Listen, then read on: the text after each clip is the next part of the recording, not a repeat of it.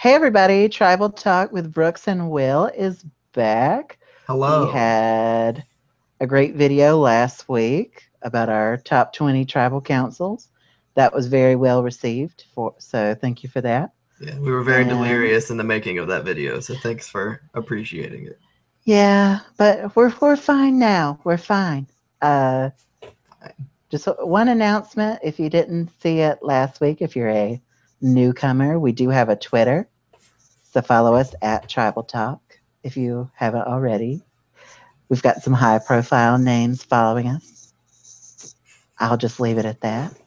Um, but anyway, I'm very excited, Will, about what we're doing today. Me Are you too. excited? I'm so excited. We are doing rankings of all 34 seasons, but this is going to be part one because we want to give enough attention to each season. We don't want to just speed through it. Uh, and if we spent too much time, this would probably be like a 4-hour video. And we don't want to do that either. So we're going to split it into two parts.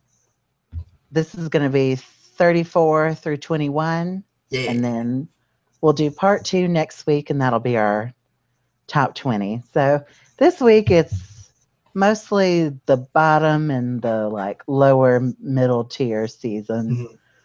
Mhm. So that should be an interesting discussion. I know Yeah, yeah. I love when other shows do this. I'm always interested to see how everyone feels about each season, and I was happy to do this. Me and Will do not agree on everything, so Hardly anything. hardly anything. Well, we've got our The bottom is 34. locked in, yeah. Yeah, the worst is locked in. I mean, we have some that are like in the same like vicinity, but there are some eyebrow raisers where we definitely do not see eye to eye. But Yeah. we'll get into all that. Yeah. Let's just go ahead and get into it because Yeah. I'm really excited to do this. I think a quick disclaimer, if we're talking about your favorite season in this episode, many apologies for kind of trashing it a little bit, but like also if we're talking about one of your favorite seasons in this episode, then you might need to watch some other seasons of Survivor. And I'll say this. I'll say this. You can love Hmm. a season and we can dislike it, and neither of us are wrong. Correct. Some people get different things out of seasons, Hmm. and that's fine. Hmm. Um, the same thing happens between me and Will because we definitely don't agree on everything. No. Uh, so we're not saying you're wrong for liking a season. We're not saying we're right. This is just our opinion, and everybody's got an opinion. So somebody's got to be on the bottom. That's just the fact. I'll say this, there are worse things to watch on TV than Survivor. Correct. This is just the worst season Yeah. of Survivor, Yeah. you know. And I'll be honest, there's probably only 5 or 6 that I just would rather never watch again. But other than that, I can Mhm. watch most seasons, even if they're not my favorite. Yeah.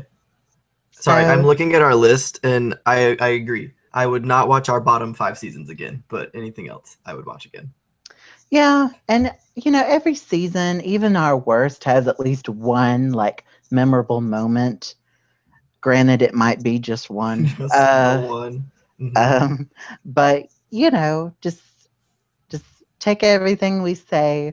If you haven't watched every season and you're sort of looking to find what are the best and what are the worst, you can take our opinions. Granted, we will be spoiling most of the seasons, so Yeah, if you haven't watched, don't watch this video. We'll leave a list of all of the seasons that we're talking about in this video in the description. So if you're tuning in for this part, looking for seasons of Survivor to watch, don't watch the rest of this video. Just look at the list of the seasons we're talking about in the description down below. Maybe don't start with any of these seasons. Um, or do whatever you want to do. But yeah, don't No, watch this don't. video because we're going to be spoiling If you everything. want We're to going be to be a spoiling everything. if you want to be a Survivor fan, don't start with these seasons. Or maybe start with these and suffer through them, and then watch all of the better ones afterwards. Whew. I don't know. I'm just kidding. You won't actually have to suffer through many of these. Maybe only like 3 of. I think you can probably stomach through some of the ones down here at the bottom, but like there are at least 3 seasons where I don't recommend. Yeah. I don't recommend it. I just wanted to make that clear. Like, everybody has the right to their own opinion. Doesn't mean anybody's wrong. And then we'll also be getting into spoilers for every season because we gotta talk about it. We can't just say the name, Yep. So just you've been warned. That's all I will say. I don't want to send you any comments. You spoiled this for me. Spoiled it. Yeah, you've been warned. Good. You're welcome. All right, let's get right into it. Let's do it. I have the list and Will has the list. Yes. The worst season should come at no surprise to pretty much anyone. We both had it at number 34. I'm talking about Redemption Island, season 22. Bum, bum, bum. So, Will, let's talk about where this season went wrong. Casting Robin Russell. I can't argue with that. I will say this about Redemption Island. The first 3 episodes are not that bad. No, they're not. I actually think they're pretty good. Mm-hmm. It's just the rest of the season. But the thing is, the season is based in Rob versus Russell. Mm-hmm. But once you get rid of Russell, it's like someone let the air out of the tires. It's just Rob. Yes. It's just Rob.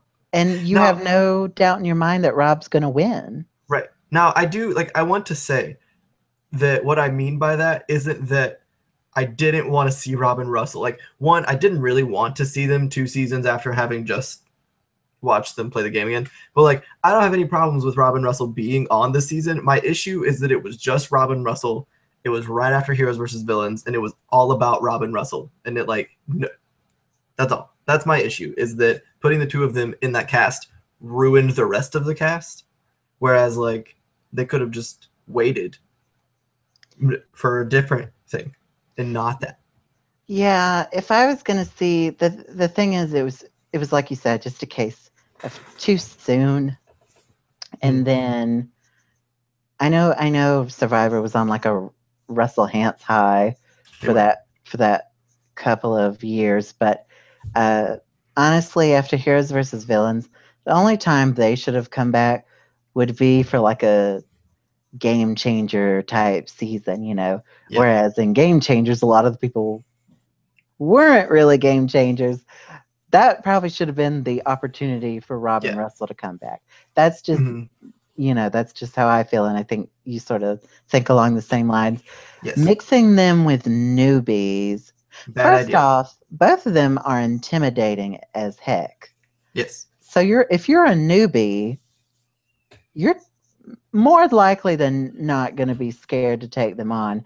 And if Rob's coming to tell you, stick with me, I'll take you to the end, you're gonna do that because you want to get to the end, and you don't want to go up against Rob. And I think Francesca and Christina learned that the hard way. Yes. And then that Zapatero tribe gets rid of Russell, but look what happens to them. They get begonged because they have to literally throw a challenge, and then it seems like a spring of bad luck after that. Yeah. So throwing challenges does not always pay off, but we did not get to know any of that Zapatero tribe. Hold on. I am getting very confused. Sorry. Wasn't Zapatero Rob's tribe?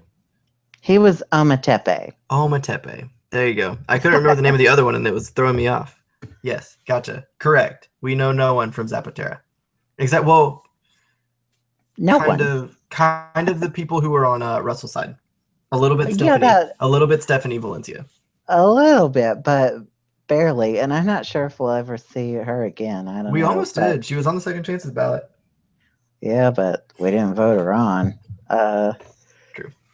I like those Zapatera people that make the jury are some of the most least memorable people we've ever had. Like, yeah. Do you know who Steve Wright is? I mean, I remember Steve, yes. We remember because we're obsessed with the show. Yeah, we're paying such close attention. But people that are just casual fans, they have no idea who those people are, you know. Yeah. And really, on Rob's tribe, you hardly know anyone. I mean, everybody was sort of rooting for Andrea because she was going to be like the anti-Rob at the end. Yeah. But she goes out.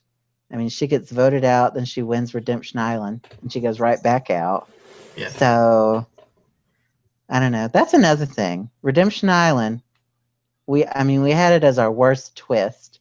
Yeah. So it doesn't come as a shock that it's also on the worst season.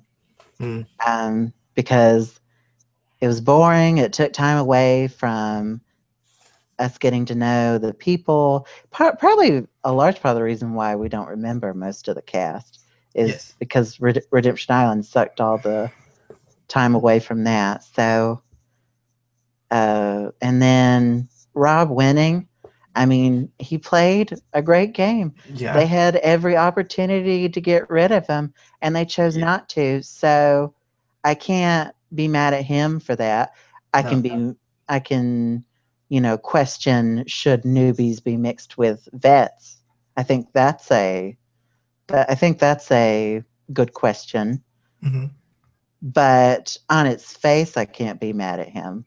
And probably one of the better winners because of his total domination. Yes. However, I think another thing that knocked it for me is like, I am an intelligent human being and I don't need CBS to try and like sell Redemption Island as this like new game-changing twist. Because like that is what it was on the surface, right? But in reality, it was a gimmick added to the game to ensure that Rob and Russell did not just go home. Do you know what I mean? Like, oh yeah, it's giving them the shot of if they get voted out, we still have them on TV. There's still a chance they could come back. I think they probably did that for Russell more than Rob because they knew Russell would be public enemy number one after seeing how he played. Yeah.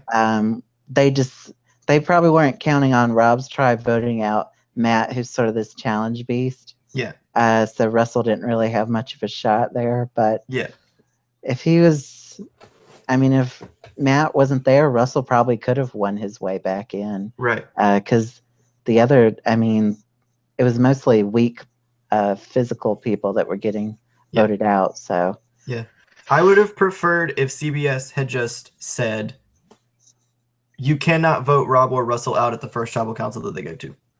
I would have preferred that. I still would have thought it was dumb, but I would have preferred that than this, It's more honest. Yeah, correct. Or if we had just had Redemption Island and no returnees. Like, if it were just new players in Redemption Island, I think I would have appreciated the twist more. But we've never had Redemption Island in a season where there haven't been returnees, so who knows how that would work. Yeah, I'm okay never seeing that twist again. Me too. I'm not asking them to bring it back. I'm just making sure in case someone's listening. We don't want it back. No. No one wants it back. All right. Well, any final thoughts on the worst season of Survivor? Let it die. I take it you won't be buying any of the DVDs when it gets released, huh? It's already been released. Oh, it has? Yes, absolutely not. I wonder what the sales were.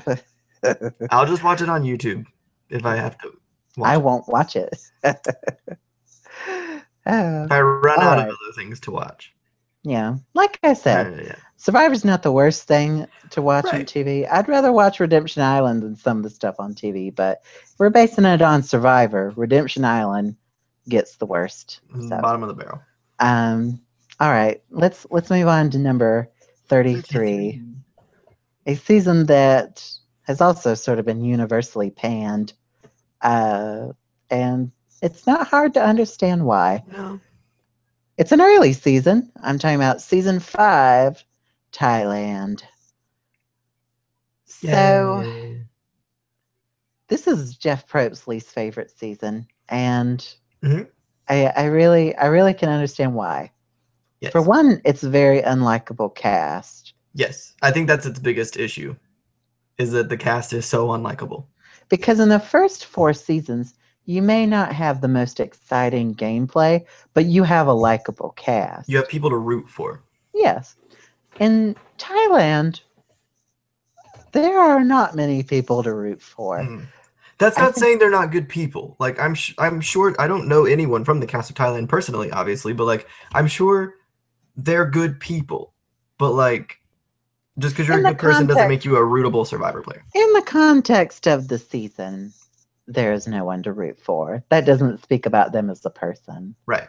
I root for them in life. I hope they do well. But just want to make that clear. We don't think they're bad people. Yeah. But I just as Survivor players, I mean, I was rooting for Sheehan, and then she gets screwed over by that. Yeah.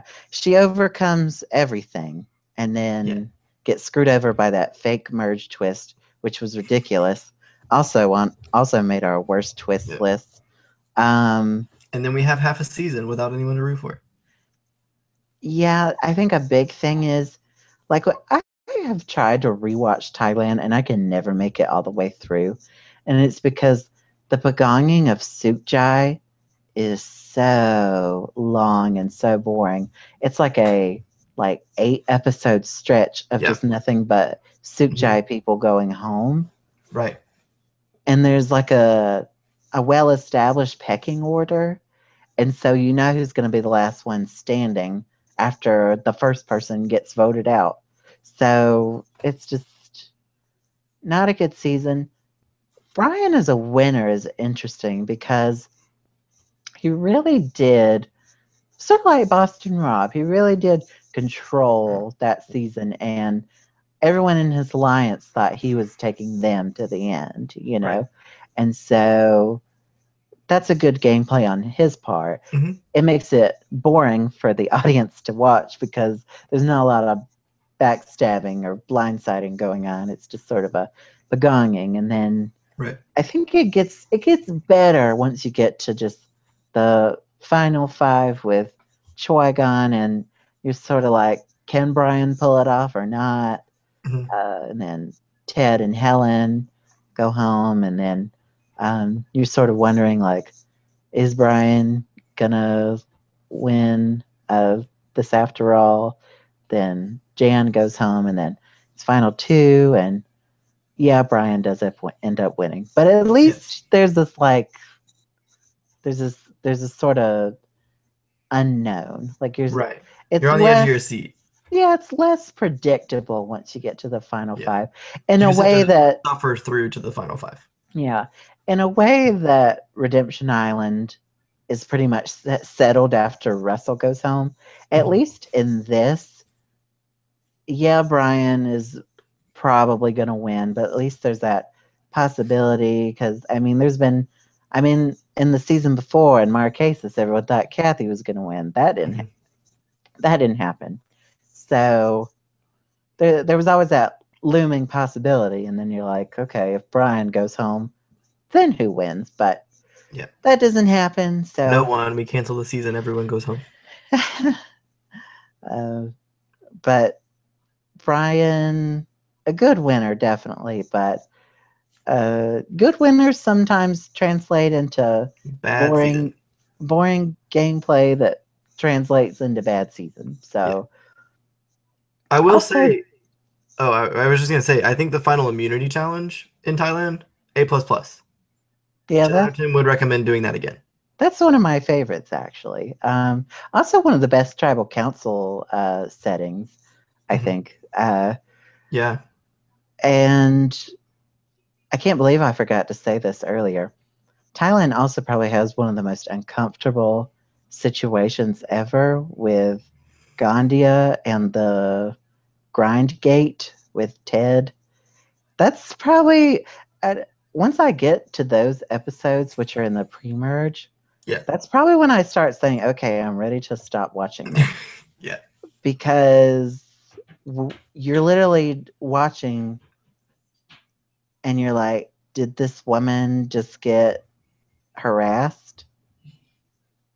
Because did this woman have this guy grinding on her and while they were sleeping? And so you're like, what is going on? This isn't Survivor. This is a crime. So This it's is the just, real world. We didn't sign up for this. and Ted is like married, and so he's thinking, like he's having to explain in his confessional to his wife what happened because he's saying it's this misunderstanding and she's saying it's not. So that's just one of the most uncomfortable moments. I have no idea why they felt they needed to show that because they needed something to make the episode interesting. But even I would rather it be boring than that because I mean, true.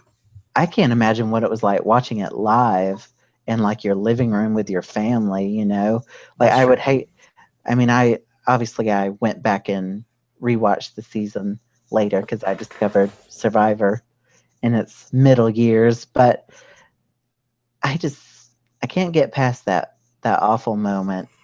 It's probably one of the reasons why Thailand's not remembered fondly because that's just an awful moment. And it goes sort of unresolved, and then Gandia gets voted out. But I was really uncomfortable watching that.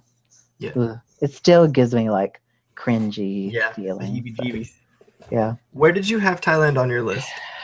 I was a little more kind to Thailand, barely.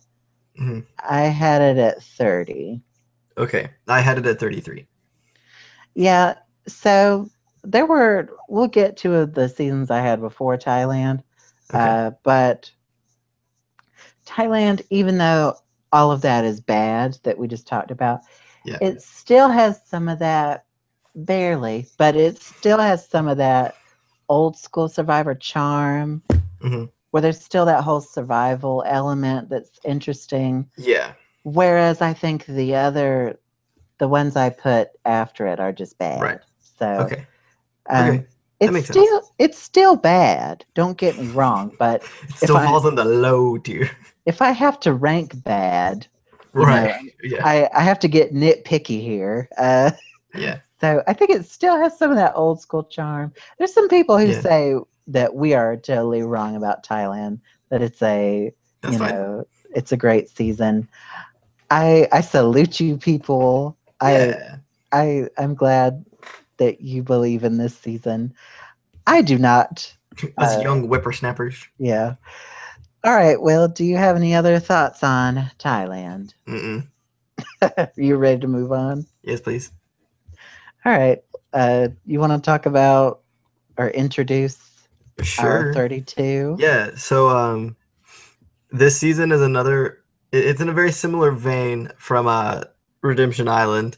It followed immediately after and had the same two gimmicks that didn't make Redemption Island great, and they failed to make South Pacific great as well. So number 32 on our list is South Pacific, aka the season where we try to pretend that Coach and Ozzy have a similar rivalry to Russell and Rob, and that it totally makes sense to have the two of them back against each other. Yeah, as poorly received as Redemption Island was, Survivor thought it was a good idea to do the same thing all over again. Well, in their defense, they had already recorded it. No, they hadn't. So it's not like they hadn't? No. That was before they started doing back-to-back? They did South Pacific and One World together. Oh, all right, CBS. Do better. Choices. So this is basically sister season to Redemption Island. It is, except the twist works this time. Redemption Island actually keeps both of their stunt casting in the game. Well, it keeps one of them in the game. The other one didn't go anywhere. I wouldn't use the phrase Redemption Island works. I don't mean that it was a good twist. I mean Redemption Island was meant to keep the two of them in the game, and it did. Yes. For all. Even though, I mean, Ozzy was only voted out so that he could knock the people out of Redemption Island and come back. So, like, if Redemption Island didn't three exist, times. Yeah. That's insane. That's how you know Yeah. your twist is getting abused. That's all. I'm sorry, but like that's also how you know that you're just not great at the game. Oops. Sorry, Ozzy. I think you're a great person. I'm just not great at playing the strategic game of Survivor. We'll get to that. So The physical game of Survivor, great. Anyway, okay, sorry. I just gotta save face a little bit. we'll get to that. So let's just go ahead and talk about, as you mentioned, Coach and Ozzy have no connection to each other whatsoever. They weren't in seasons anywhere near each other. One of them had been back. Well, oh no, they had both been back twice. But like that, I don't. It was just like an excuse. Like they wanted to bring them back, and this was just a good excuse. Yeah. But it was too soon to bring Coach back. Yes, like I said, game changers. Sure, but fans versus favorites. Well, I don't know about that either. Coach is more of a fan favorite than a game changer. No, I can see that, but fans. I mean, the favorites were only people who had played once, you know. So true. That's true. I don't know. That's true. But anyway, yeah. South Pacific. Coach and Ozzy have no connection to each other. And the same thing that happened in Redemption Island happens again. I know how to play this game. Stick with me. We'll go to the end together. It works out for Coach. Ozzy almost won his way to the final, but not really. And then the jury is sort of, pissed off at these returning players that keep duping them. So they actually vote for Sophie, which is interesting. I didn't think that would happen. I did. Oh, you have thoughts about Sophie? I do. I think Sophie's a great winner. I put South Pacific at number 29 on my list, and I think that's why. Because Sophie beat Coach, as she should have. If Coach had won that season, it would be a lot lower on my list, because Sophie deserved to win the season, and Coach did not. And so, like... Yeah, I think a newbie winning automatically makes it a better season. True, and the correct newbie winning. Like, I don't think had Albert won South Pacific that I would favor it slightly more than some other seasons. But, like... I had it at 33. Okay. Understandably. Basically because it's just a sister season to Redemption Island, like I said. Yeah. And the only thing that is better about this season than Redemption Island is there's a handful of people that I actually like. Right.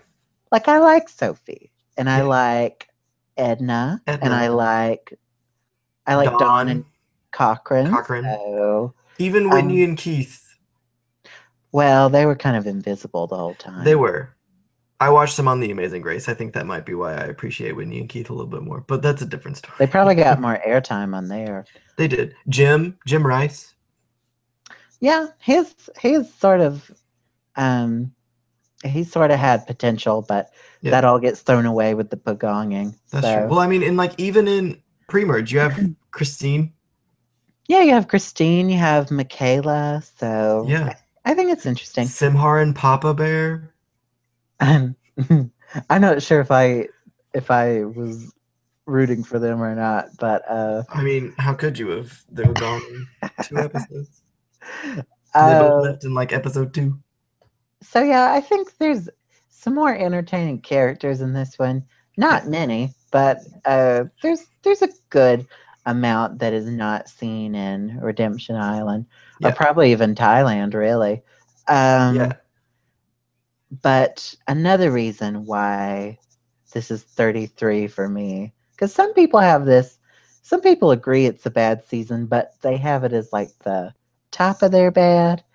But this is sort of the bottom of my bad. And that is because of the role that religion plays Yeah. in this is absolutely ridiculous Yes. and is very uncomfortable and cringeworthy to watch. Hmm.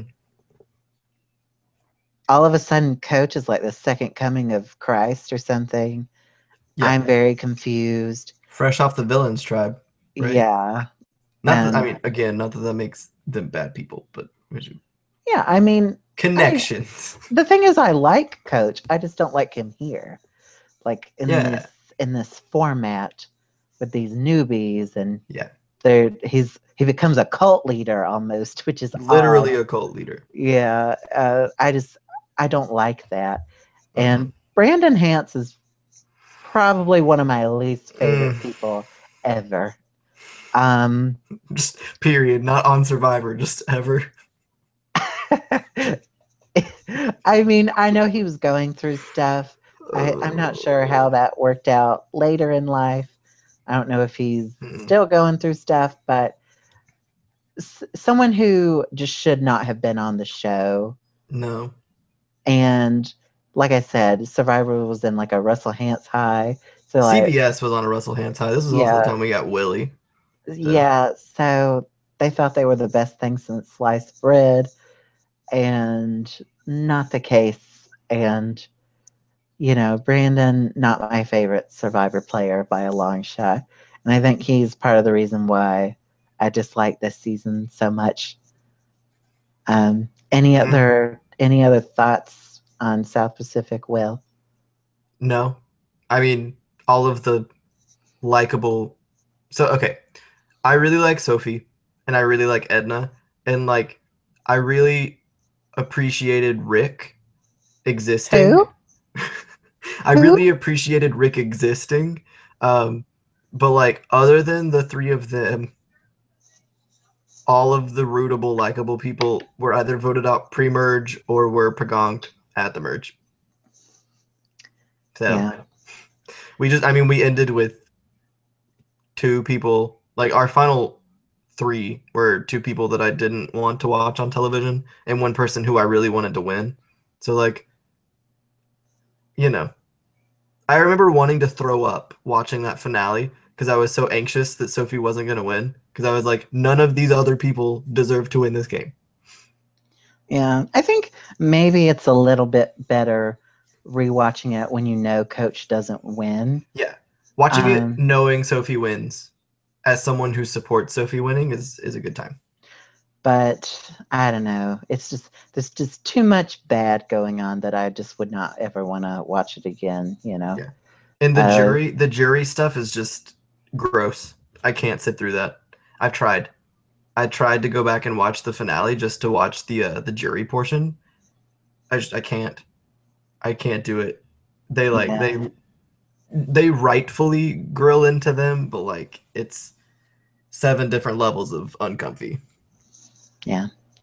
Any other thoughts on South Pacific, Will? Mm-mm. Let's Get move it up on out. to number 31. Oh boy. Um, this is a season sort of like Thailand, a very unlikable cast. Some twists thrown in that don't really make sense. Mm-hmm. I'm talking about season 14, Fiji. Um, Yay. Fiji has a few good moments. I think. I Yeah. think. I think. Yowman and Earl Yeah. existing. I think Edgardo's Blind Side is a really Oh good yeah. tribal Yeah. council. I think. And Stacy. Stacy's blindside. yeah, Yowman playing the first Immunity Idol in its current form. Mm-hmm. That's crazy. And uh, the fall of the Four Horsemen is entertaining at least Yeah. because you The were sort of cringe. uh, yeah. Just period. Just the cringe period. But I think it suffers because it has one of the worst pre merges. Yes. ever, coupled with one of the worst twists ever, Yes.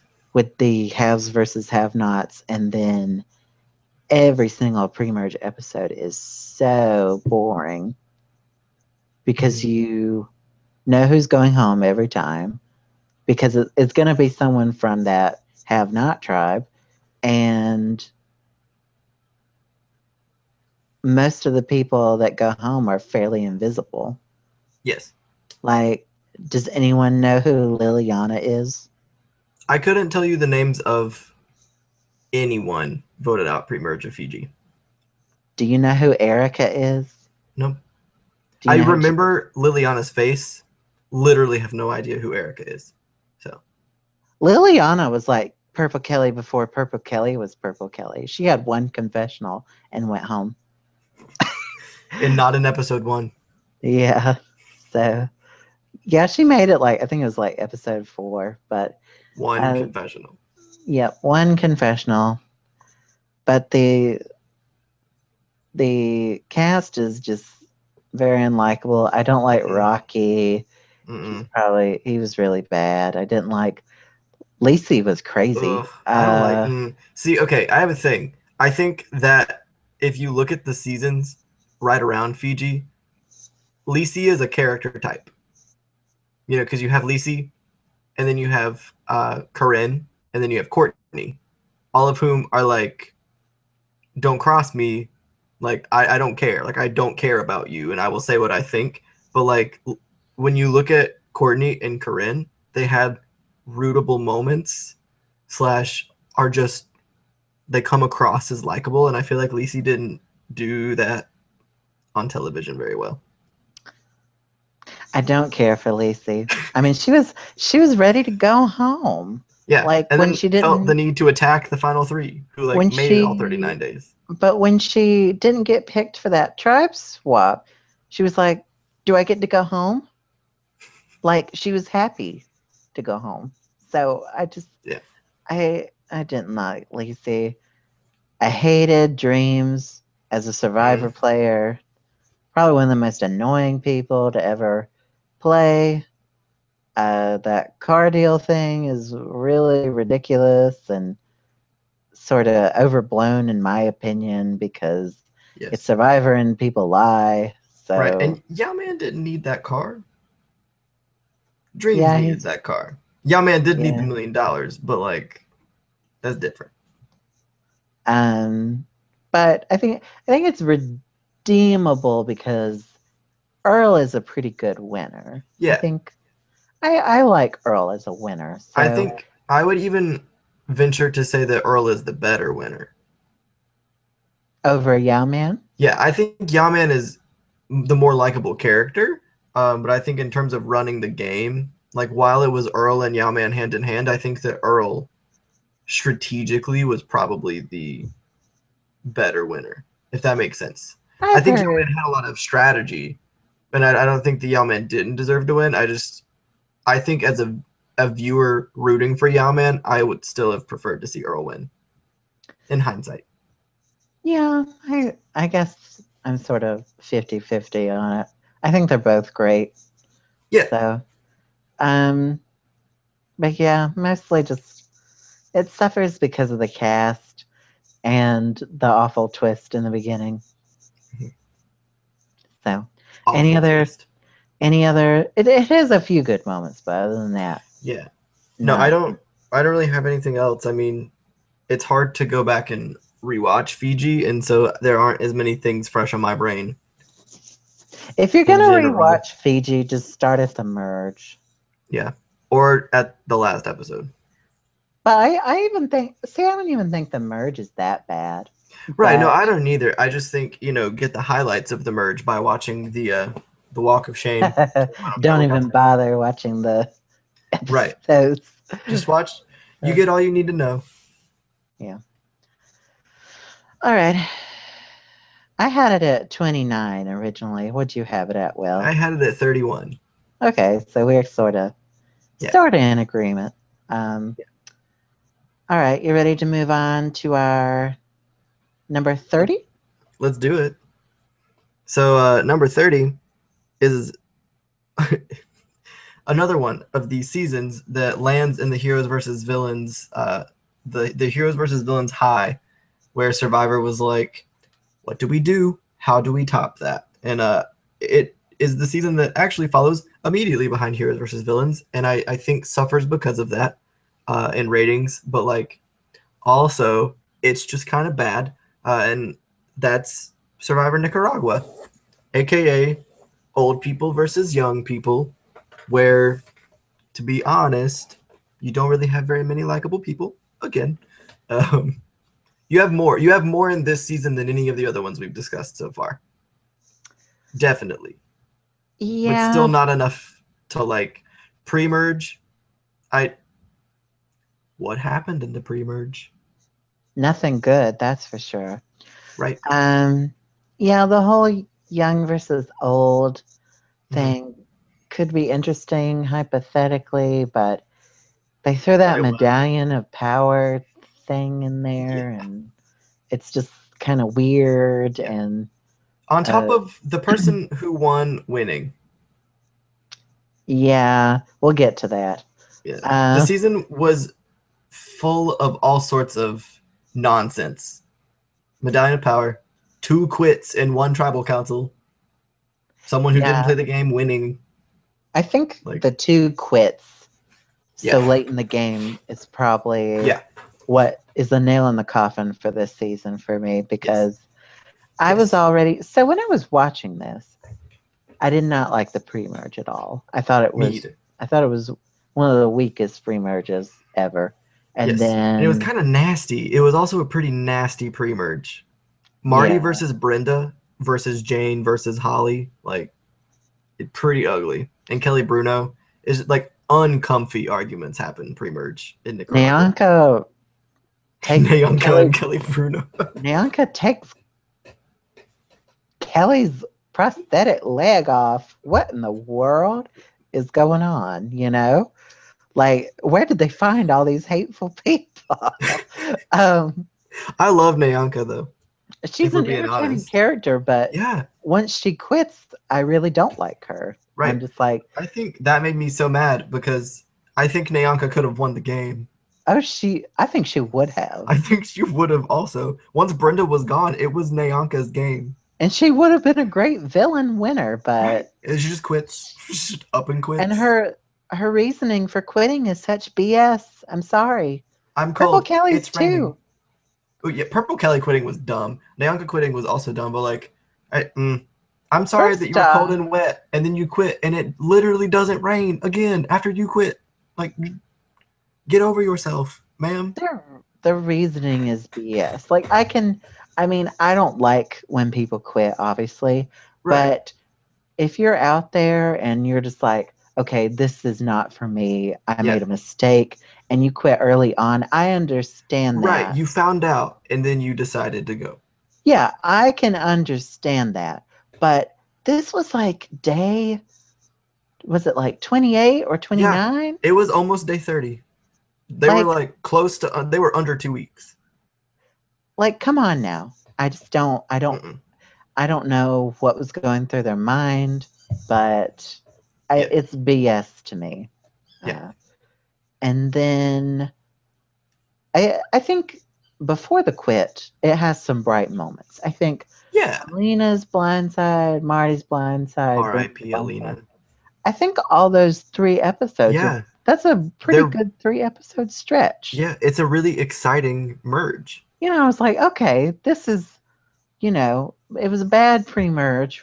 We're getting into Yeah. the merge. It's starting to get better. And then Yeah. the And two all of our quits interesting happen. characters stayed for the most part. Like, we didn't lose very many important characters pre-merge. Yeah. So it was like exciting to get to the merge and have all of these really exciting people. And then one And of them then quits. 2 quits and just Nonsense happens. downhill after that. And they got to stay on the jury. Sorry. It's fine. It starts getting, they got to stay on the jury, which I definitely do not agree with. No, if you quit, you're gone. Yeah, if you quit, you don't want to You be there. quit. So Right. you don't want to be there for any part of the game. So Right. bye. Goodbye. And I think I just want to go to the jury now. Sorry, no, it doesn't work that way. I think they're honoring that now because they didn't let Julie on the jury. Right. Which kind of screwed up that season. Oh dear. Oh, Julie. But, yeah, no, I think they're honoring that too. But I think they honored that because she would have been the first juror, and so like it makes sense. But if she had gone like 3 people deep into the jury, I don't think they would have just sent her home. They might have. They should have. But we'll never know. No, but, hopefully we never find out. I mean, Probst acts like he hates quitters, so yeah. And I hate that, because like Nyanka and Purple Kelly are genuinely like rootable people for the show. Even if you hate Nyanka, like you have to admit Nyanka was playing a pretty good game. So like I hate that the 2 of them will never ever have the opportunity to come back to Survivor now, because they like for all intents and purposes, one of them played a really good game and one of them was really likable when she was on screen. When she was on screen. Who's that girl with the purple hair?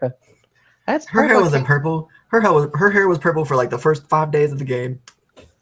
I'm just saying that's why she's Purple Kelly, because I know. And she gave us a really nice term to use now for whenever anyone goes AWOL. Yeah. But I think once the 2 quits happen, it just goes downhill from there. Yeah. People start getting way too personal. Yeah. It's the way they started. They started the game way too personal. I mean, it's kind of the theme of the season. It's just way too personal. Even Alina's blindside. It was too mean-spirited. That's for sure. The whole season. And then, like Jane's exit, that's just ridiculous. Like she was being way too emotional. And, way too emotional. Yeah, and as far as the winner goes, I'll just go on record and say my least favorite winner. Mine too. I made a list. They're number 34. So, I mean, Fabio, every winner's deserving because they get to the end and they earn the votes. So he did what he had to do. But if I'm ranking or, picking my favorite winners, Fabio's he's the worst my one least ever. favorite. So that doesn't make him the worst Survivor player ever. There are definitely many people worse at Survivor than Fabio. There are just 33 winners who are better at Survivor than Fabio. Exactly. But anyway, any other thoughts on Nicaragua, Will? I had it at 28 on my list. Well, I had it at 31. Okay.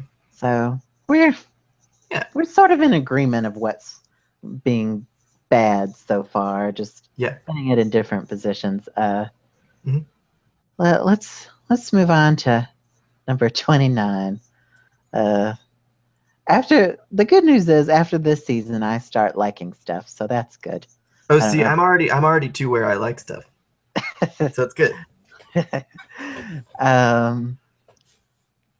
Number 29 is the last of the sort of slump seasons from the post Heroes versus Villains era. Just 4 straight seasons of not good gameplay, in my opinion, and thankfully that trend ends after this season. But I'm talking about One World, season 24. So first off, Kim amazing winner. Yeah, Kim is an amazing winner. In the same vein of like Boston Rob and Brian, she dominates the whole way. Yes. So kudos to her for that. The bottom side of that makes it very boring to watch. Yes. Because basically who's going home every single episode. So a really, really bad pre-merge, to say the least. Because of one person. Yes. So Colton is not my favorite Survivor player, and he sort of goes on this sort of Rampage. He convinces the tribe voluntarily goes to tribal council. Mm-hmm. One of the dumbest moves ever. They voluntarily go to tribal council to vote out someone in the majority alliance. Yes. Coupled with, already people that you don't really like or care about.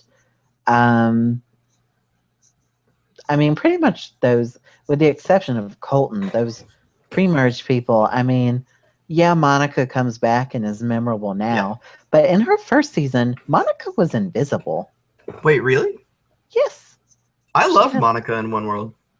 She has she gets confessionals in her boot episode, but other than that, we barely see anything from her.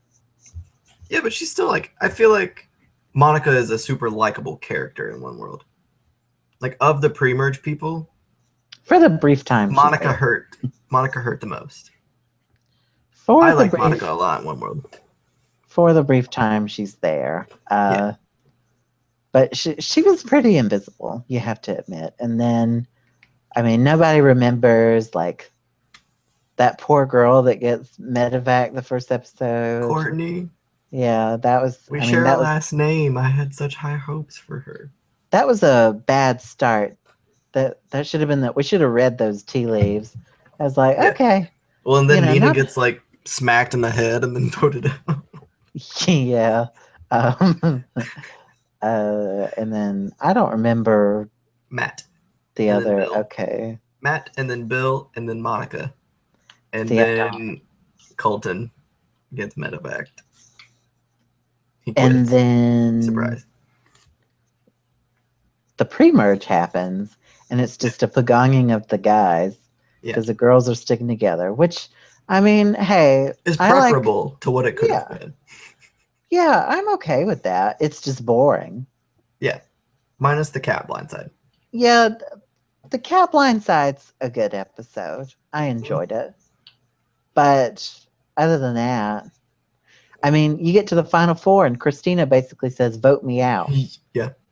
Probably one of the most anticlimactic finale episodes ever.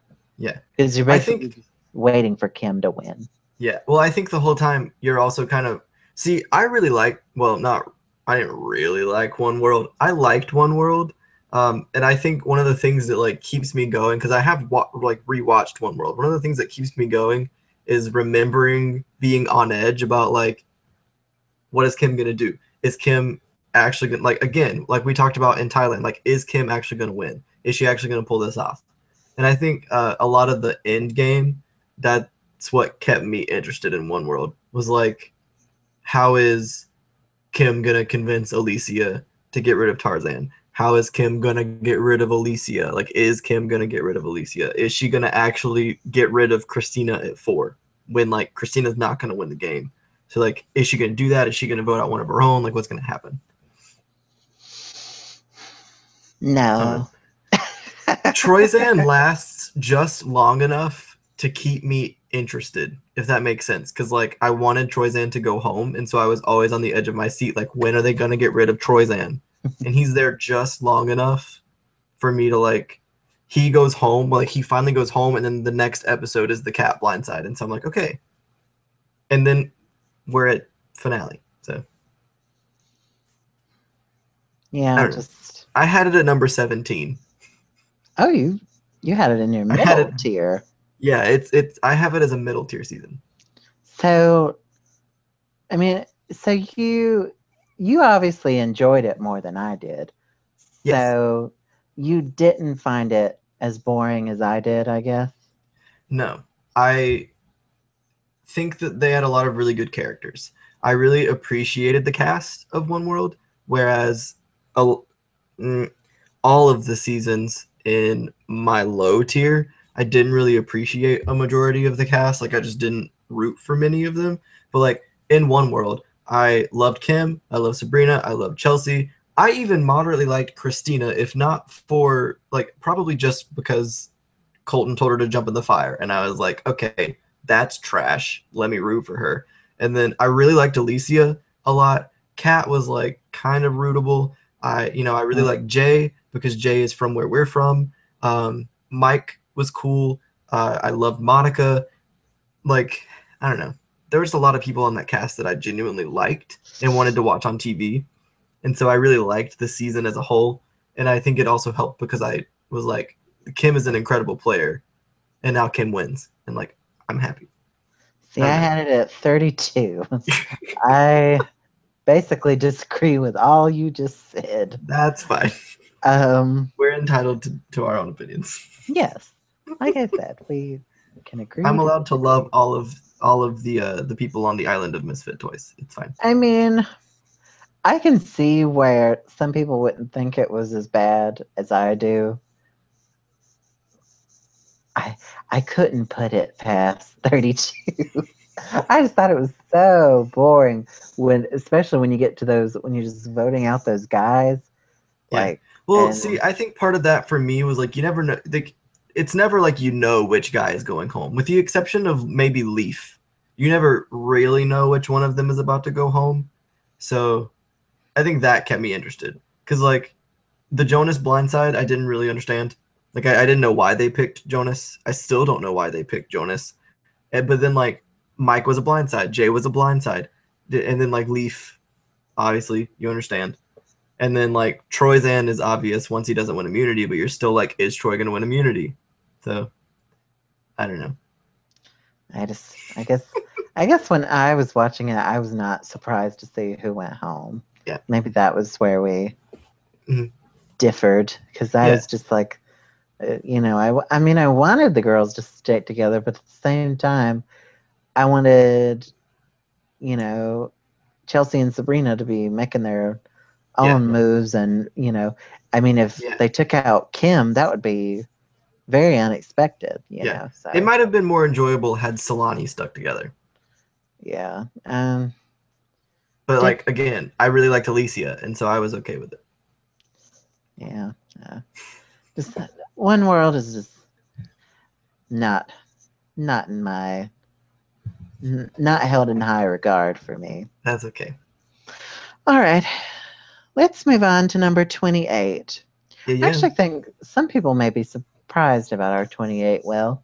Yeah. Because when I've listened to other people rank the seasons, some people, I mean, this ranges from middle tier to some people have it in their top 10. Yeah, I can understand that.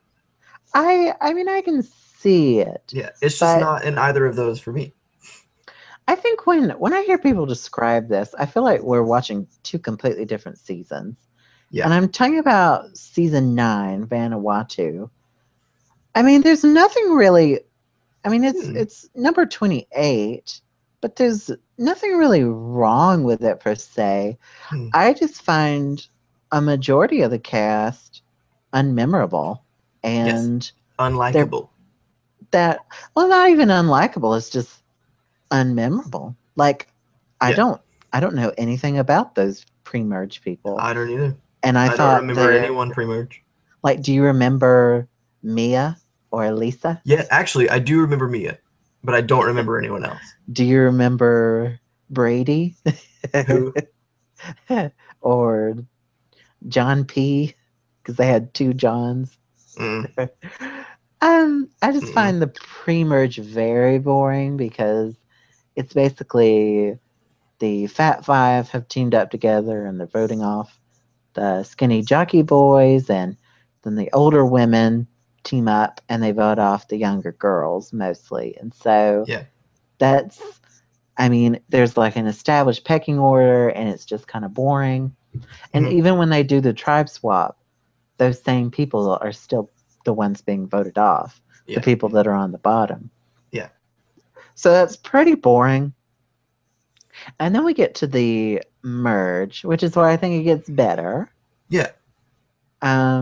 There's still 3 episodes of guys going home, though, because women dominate the season, except there's a guy winner. But other than that, it's pretty much women controlling the whole thing. But, I mean, to me, it doesn't really get interesting until Leanne gets blindsided. Yeah. I mean, it's just kind of sad. How do you feel, Will? So Vanuatu was my number 25. It was my Um, number 25, so so I don't know. I mean, I think it in terms of being interesting and in terms of strong gameplay isn't necessarily good.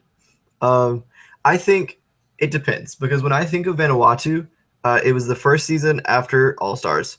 It was the first season that I remember watching beginning to end. Like not even watching it back. Like I watched Vanuatu live.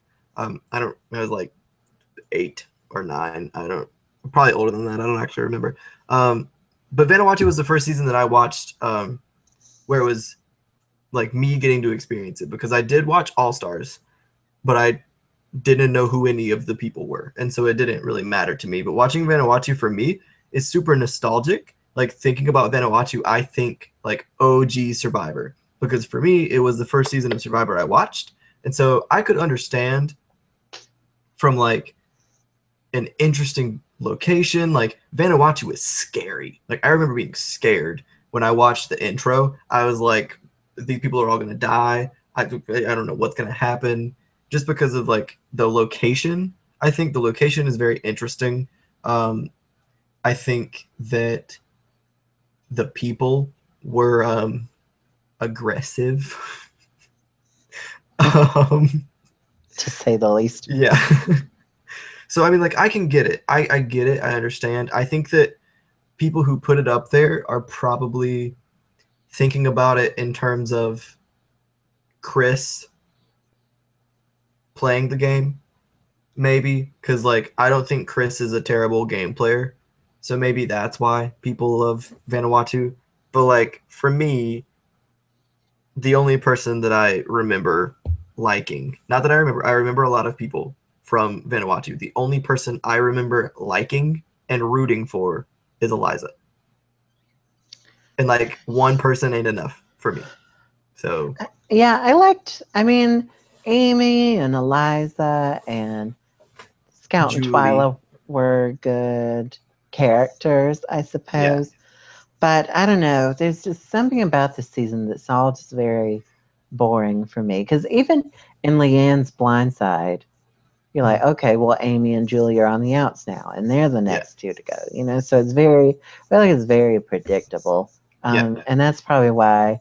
I mean, it's like a middle season for me, but it's yeah. definitely on the lower tier, just because Mm, I mean, I don't dislike it. I can rewatch it. right, I would rewatch Vanuatu. It's just it's not as, I guess, eye popping as some other seasons are. Right, Like like if you're watching for gameplay or like it's not a good strategy season yeah, for sure. don't watch it. But if you want OG Survivor, I guess Yeah. it's I. All right. Any other thoughts on Vanuatu?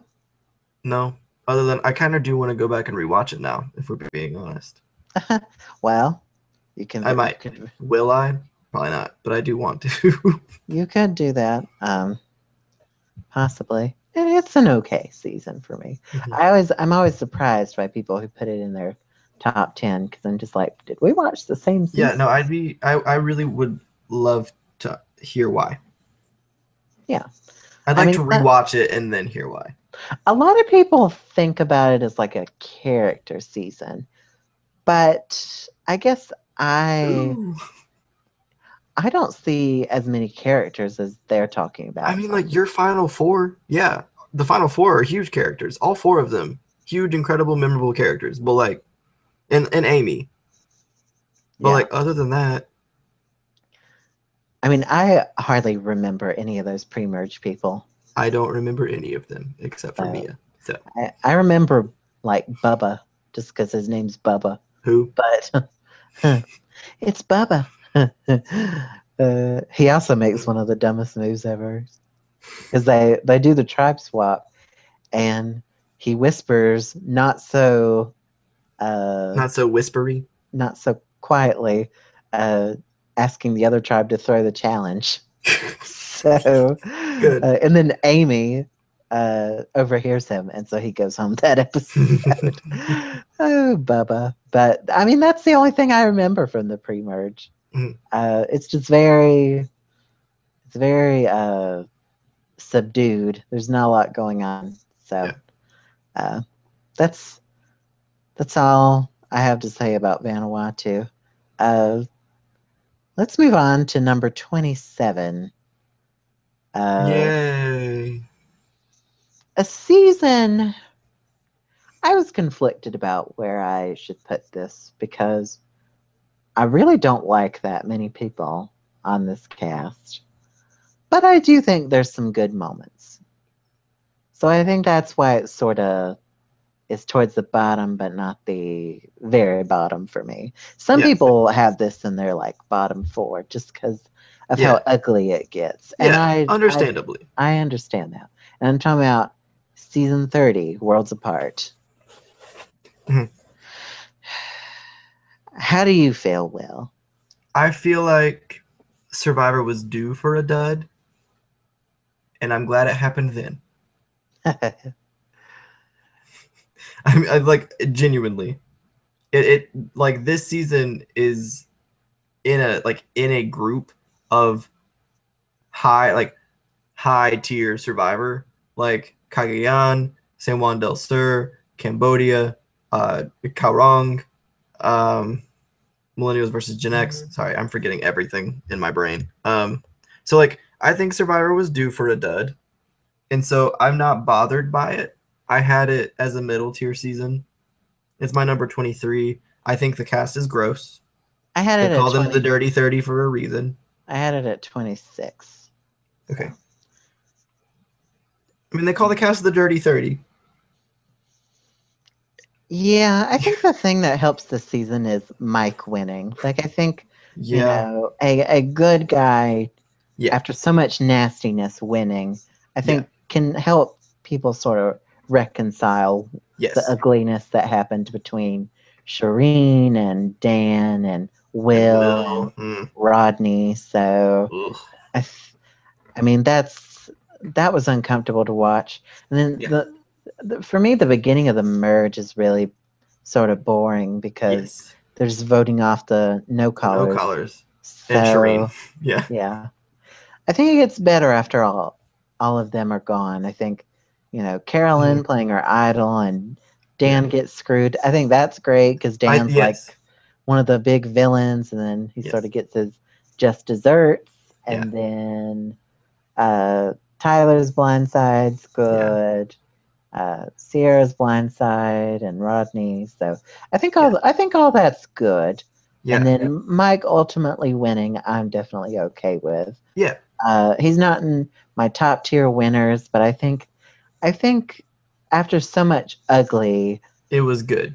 the Yeah. fact that the good guy won Hmm. was helped reconcile this, and I Yeah. think the pre-merge isn't that bad either. No, I think it's good. I think some likable characters went home. I think some characters period went home, but I mean we had plenty of characters left when we got to the merge. So Yeah, I mean, I think Joaquin's Blindside is very good. it is. Yeah. Max's So I think So's blindside is good. yeah, Max's Blindside's good. Very good. I mean, the only episode I didn't really like was Nina's. Yeah. So Yeah, because uh, that one was kind of icky.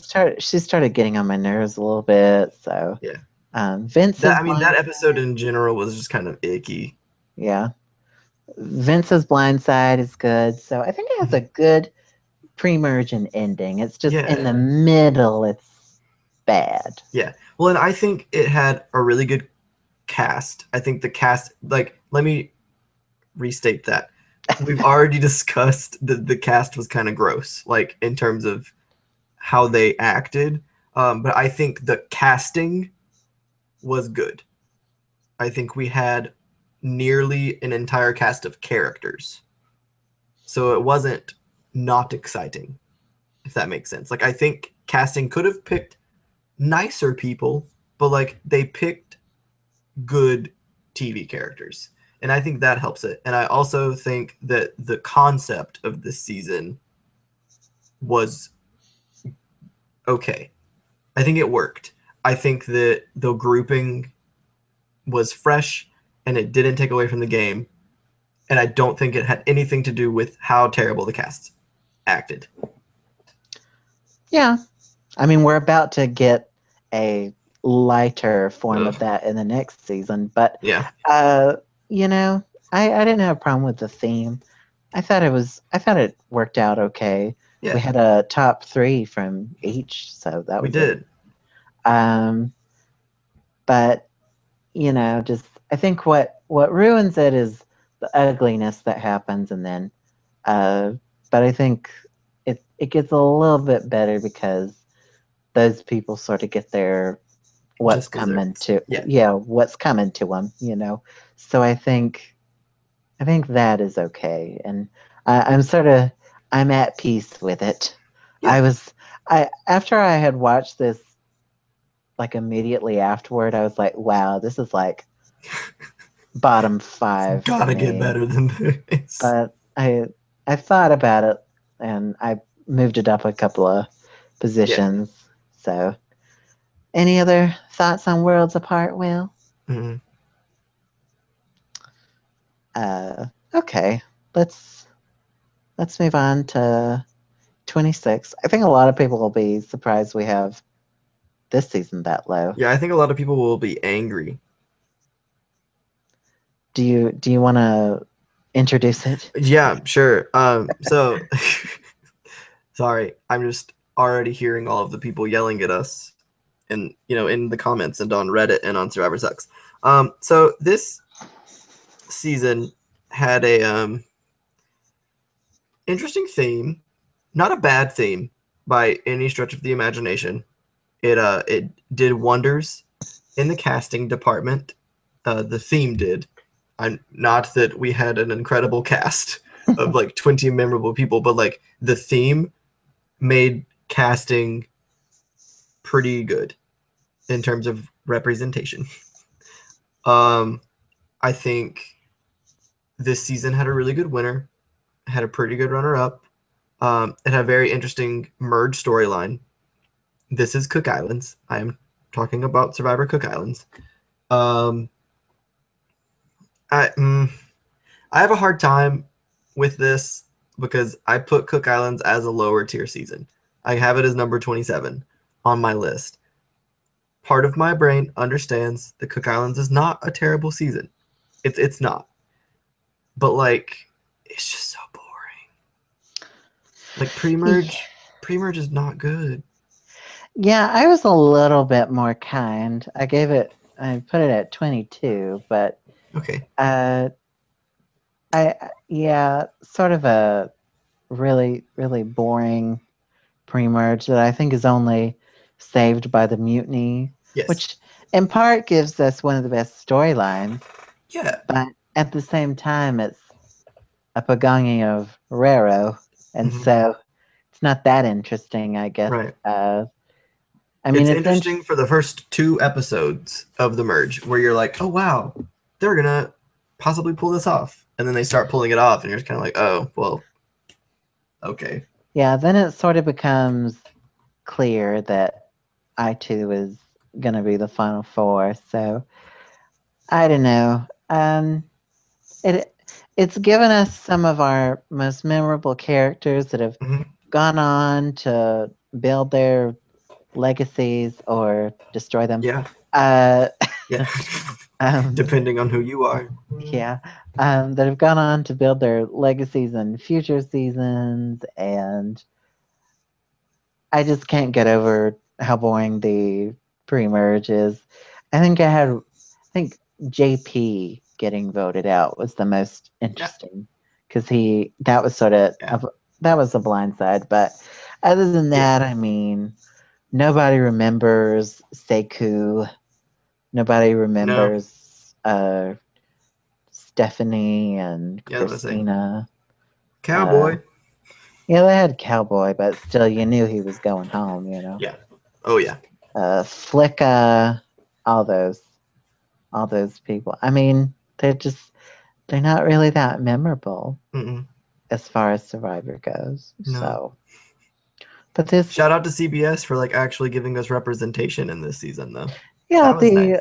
a lot of people were. I mean, there was some people that were up in arms about it. There I was agree some. that separating them by race was dumb. However, I do appreciate that we had 15 not white people.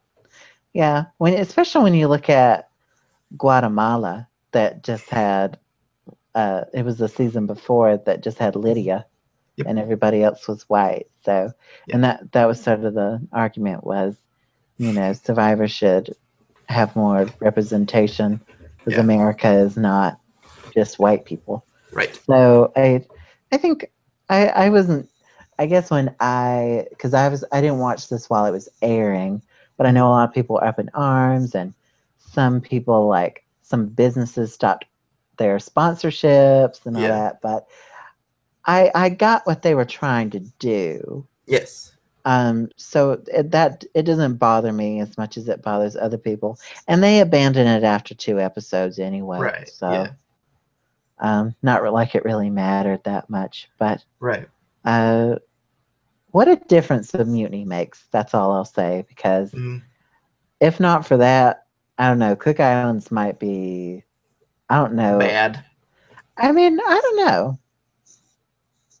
Maybe if they had merged after Flicka went, something interesting would have happened. I don't know, but maybe what was happening was not entertaining. That's for sure.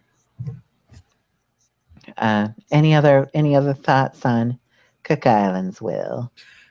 We didn't even talk about Billy. How did we not talk about Billy? His boot is memorable. Maybe not. Not because he got voted out, but not because of his outcome, but because he found his one true love. His love for Candace. And then all she ever says is because he's talking to Rero and he's like, I'm getting voted out tonight, and she's just like, I mean, she's just being nice. She's like, I'm sorry, we love you, and apparently he took it a whole new way. It's like she really loves you. No. And you know what? Yule's a great winner. He is. Ozzy's a great runner-up. Yeah, Ozzy 1.0 is my favorite. Mine too. I think not my favorite Survivor player, but my favorite Ozzy. Yeah, my favorite Ozzy. Ozzy 1.0 is innocent, and the ego has not taken over has yet. Inflated. Yeah, and Becky and Sandra are respectable 3rd and 4th place finishers. Yeah, not the most memorable, but no. And we had Parvati, we had Pinner, we had Adam, we had Candace. Yeah, I think the merge is. I mean, I think that merge cast is one of the best as far as likable people. But I think the gameplay is not as interesting because it's really just a pagonging. So, yeah. All right, let's move on to our number 25. A season that is very black and white. You either love it or hate it. I'm in the latter. One of us loves it, one of us hates it. Hi, my name is Will, and I hate it. I'm talking about season 17, Survivor Gabon. Yay. So, Will, why don't you talk a little bit about why I hate it on this season? Because you placed it pretty low. Yes, I did. I placed it at number 32. And I had it at 15. So you talk, boy. Yeah, you talk about why you didn't like it. Okay. So here's the thing. I think that people are people can love Gabon. That's fine. You love it as much as you want to. It's got a beautiful location. Makes for some great television shots. My opinion is that there are 2, 3, 4 likable people, and even those people aren't necessarily rootable. I don't know. I didn't like it when it was airing. I was very bored, like very, very bored. And not because the gameplay was bad. There were blind sides. There were people who were playing the game. It just, I don't know. I don't remember anything from pre-merge. I remember who goes home, but I don't remember like being excited about Survivor during the pre-merge of Gabon, and like that's important for me. I need to be excited about Survivor in general while watching the season, or I'm not gonna like the season. And like that has nothing to do with I don't know. I just like Paloma and Betsy and like I Betsy? Who's Betsy? Jillian. Dang it. See, I just don't remember. It was all right. I mean, they had some not American people. I mean, What? right? Ace has an accent. Allegedly. He had an accent the entire time he was out there. We Didn't don't know. Jillian If also have an real or accent while she was out there? Am I remembering that incorrectly? Jillian's South African, but Right, wasn't Ace is. I don't know what Ace is. like Australian or British or something? They both had accents. That's all I'm saying. It's the only time it's ever happened. And it never happened again, and it's probably never going to happen again. Anyway, listen. Once Marcus was voted out, I kind of checked out. I didn't like Randy or Corinne at all in Gabon, and like I liked Sugar then. I don't really care for Sugar now. Like I'm not gonna go back and watch Gabon to suffer through the Sugar Shack anymore. Like the jury speeches to Final Tribal Council, like those were grody. I don't know. Like I just really don't like Gabon. Why don't you say why you do like it? Okay, so I am like polar opposite here. So I think one of the things this has going against it is it doesn't have the strongest pre-merge. I will concede that point. I think the first couple buttes, I mean Jackie's blindside's good, and Dan and Ace getting blindsided and Marcus's blindside. I think all that's good, but I think your Jillian and Paloma and Kelly and GC basically quits. So I think that can sort of sour the view on the season. But there's just something so comedic about Gabon. And it's because the people don't know how to play the game, but it's in a way that makes it enjoyable for the viewer, in my opinion. Not for the viewer. Because on the first few seconds is all you need to know when they're picking the tribes, and Crystal picks Susie over like the jockey boys, and Charlie's like, well, now I guess we're playing stupid Survivor. And that is like the most apt comment Gabon, ever made. Stupid Survivor. Stupid Survivor. But it's done in a way that I just found so entertaining because first off, it has a record number of villains, I believe. Yeah, totally. You got Ace, you got Corinne, you got Randy, Kenny, and Crystal. Like that's 5 villains in your cast, and so people hated Susie, so like you might as well throw her in there too. Basically 6. So, just that, all of that going on. Yeah, people just all that villainy, and then like Randy with the fake idol. That was good. You got Eat Your Rice. You have made my life hell since day one. Forget you. Go home. I got my life when I was watching that. Like some people hate Crystal. I thought she was like the most unintentionally hilarious person.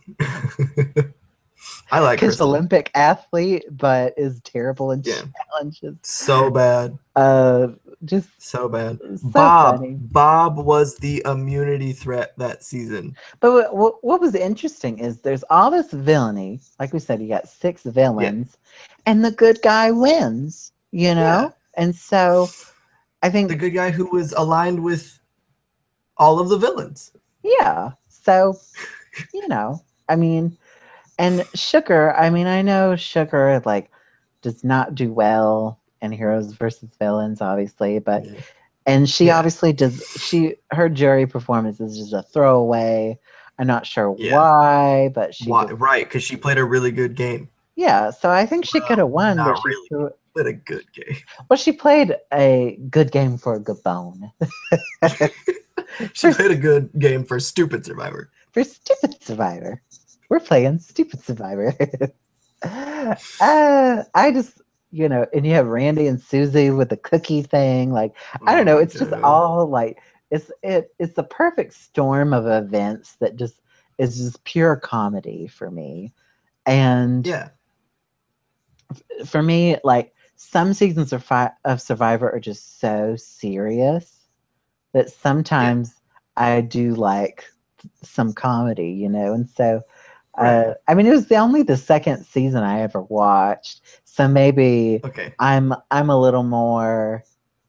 I mean, I'm a little more kinder to Gabon than the Right. average bear, but Yeah. uh, I I liked it, and I put it at 15. I think it's a good middle season because I recognize that it is not like great strategy and stuff, Yeah. but I think there's a lot of good moments, a lot of good characters, and I I like it a lot. So Yeah. I mean, I think that I dislike it for the reason that you like it. Like, I think the fact that like the whole thing is a joke kind of makes me angry.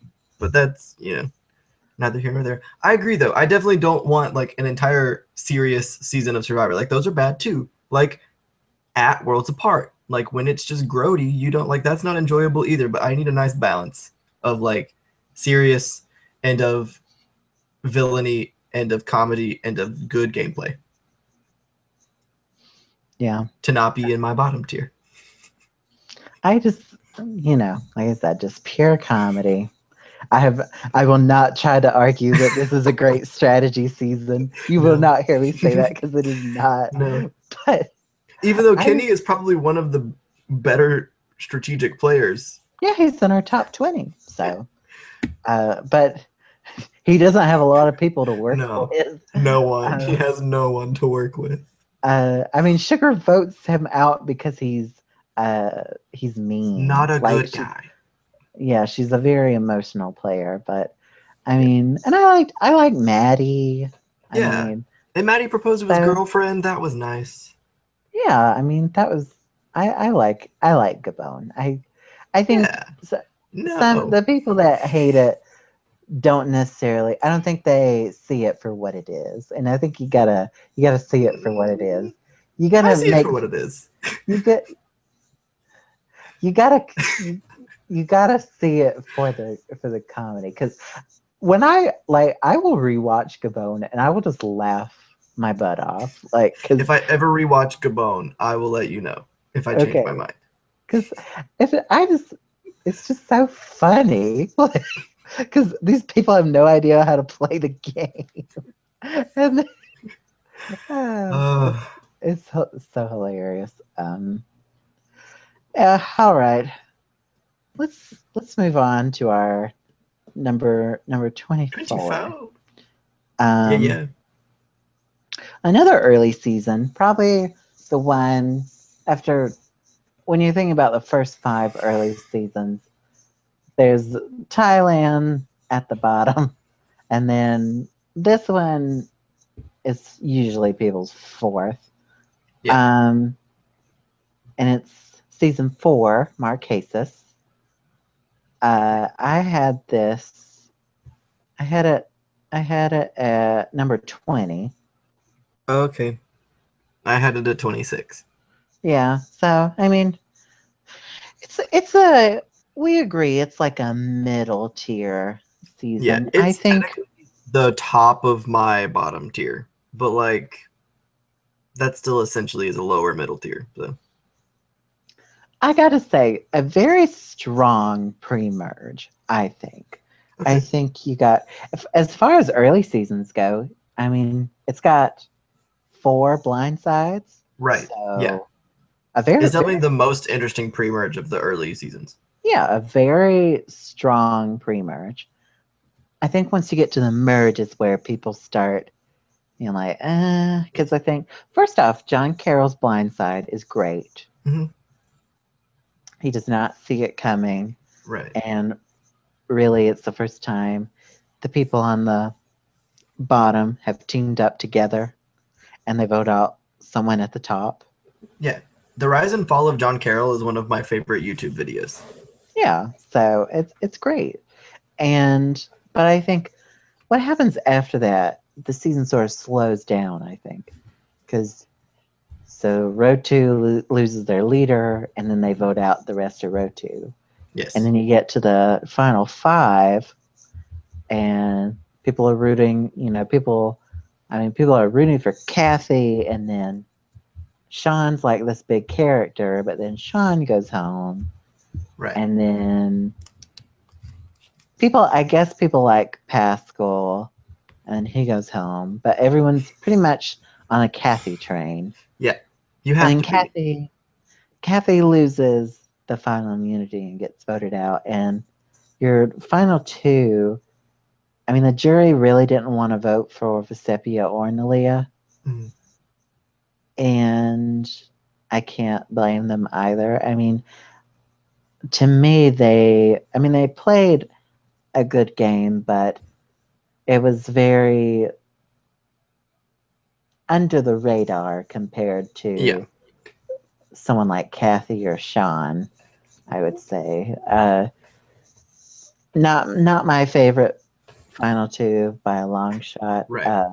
And then, I was okay with Vesepia winning, but I wasn't really excited. Mainly because Vesepia was sort of reluctant to vote John Carroll out. Mm-hmm. She was sort of comfortable losing. And so that's why I sort of take issue with her winning over someone like Nalia. But just not my. I mean, I like it. I had it at 20. I mean, we're killing our babies here, but it's that's a metaphor. But well, you know what I mean. But it's it's okay. I think as far as early seasons go, I think the first three are more memorable. Yes, they're better. Yeah. Any other thoughts, Will? I think that Marquesas gets hampered by its location. I think putting people in a situation that is so miserable that even production hates it, and like it's never gonna make great television. Yeah, those bugs were eating people alive. So yes. I don't know. Marquesas is really neither here nor there for me, and a lot of me ranking these seasons in terms of like lower middle tier and upper lower tier is because like they don't make me angry. Like, I mean, you just saw me get very passionate about Gabon. Like, I feel nothing about Marquesas, and so there it sits. It's it's a season of Survivor. It's a season of old school Survivor. Said it once, said it a million times. I'm one of those people who prefers new school. Not to say that I don't like old school. I just prefer new school, and so it's just, not a super exciting old school season, and therefore it ends in my lower tier. it's just different. It is different. It's just, it's not bad. I mean, the game has changed, so it has. Yeah. It's different. Yeah. All right, ready to move on to number 23. Let's do it. R.I.P. So I actually kind of enjoyed this season. Not super enjoyed. I did kind of enjoy it. It's in my middle tier. It's my number 19. I assume it was pretty low on your list. I know you're not a fan of the season at all. I had it at 28. Okay. So how fitting. This is a season that I think gets some flack across the board because pre-merge is not great. And the merge even has like some exciting things, but it still feels kind of like a cakewalk. I understand that. It makes sense. I'm talking about season 27. 26. 26. Oops. Caramoan. This is fans versus favorites 2. Not as exciting as the first fans versus favorites. I put it in my middle tier because I think it's got some good gameplay. Obviously, it lands lower tier for us at number 23. Can't read numbers, I'm sorry. I don't know. My opinion of Caramoan is that pre-merge is really boring and is hampered by Shamar? Yes. Good. Hampered by Shamar being fairly insufferable, is also hampered by the fact that Brandon Hance is considered a favorite for whatever reason. It's also hampered by Philip v.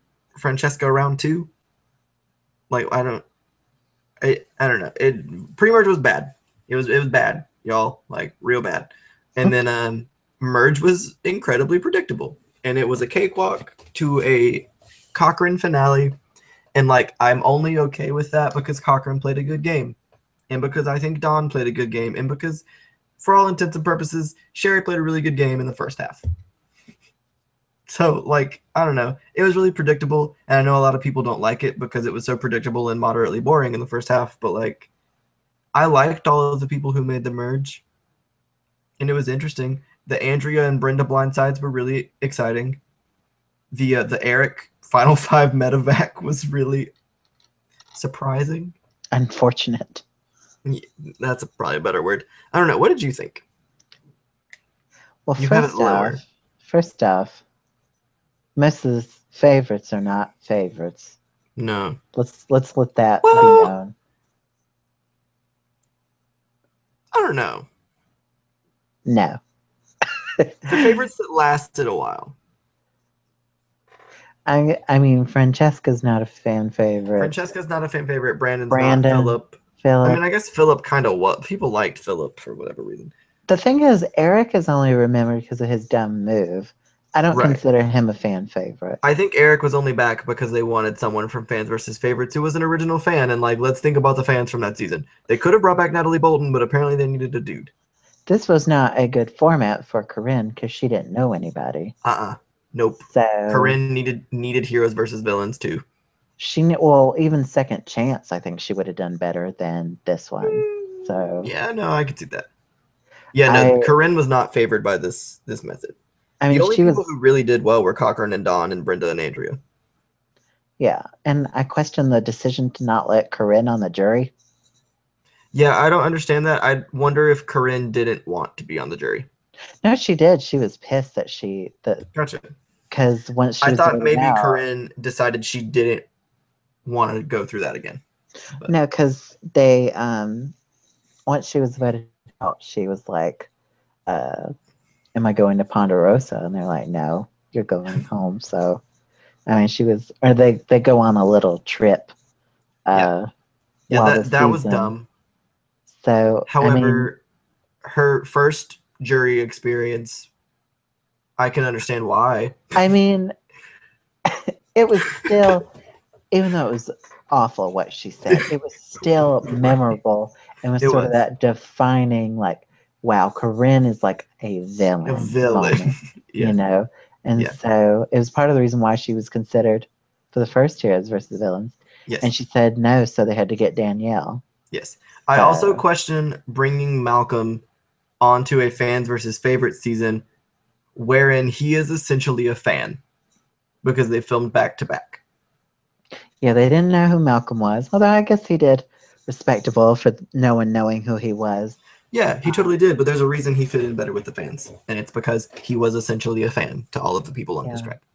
I mean, Don and Cochrane and Brenda and Andrea obviously had that pregame alliance that was very obvious, but that's okay. At least they're rootable for people. Yeah, right? I mean, it's fine. It just makes for boring TV. It does. That's all. it has a few good moments. Philip going home is a good moment. Yeah, that tribal council was good. Yeah, Andrea getting blindsided. Brenda getting blindsided. Cochrane's a deserving winner, that's for sure. So it had some moments, but probably my least favorite pre-merge ever, I have to say. Okay. I mean, I can agree because I really liked Hope and Allie.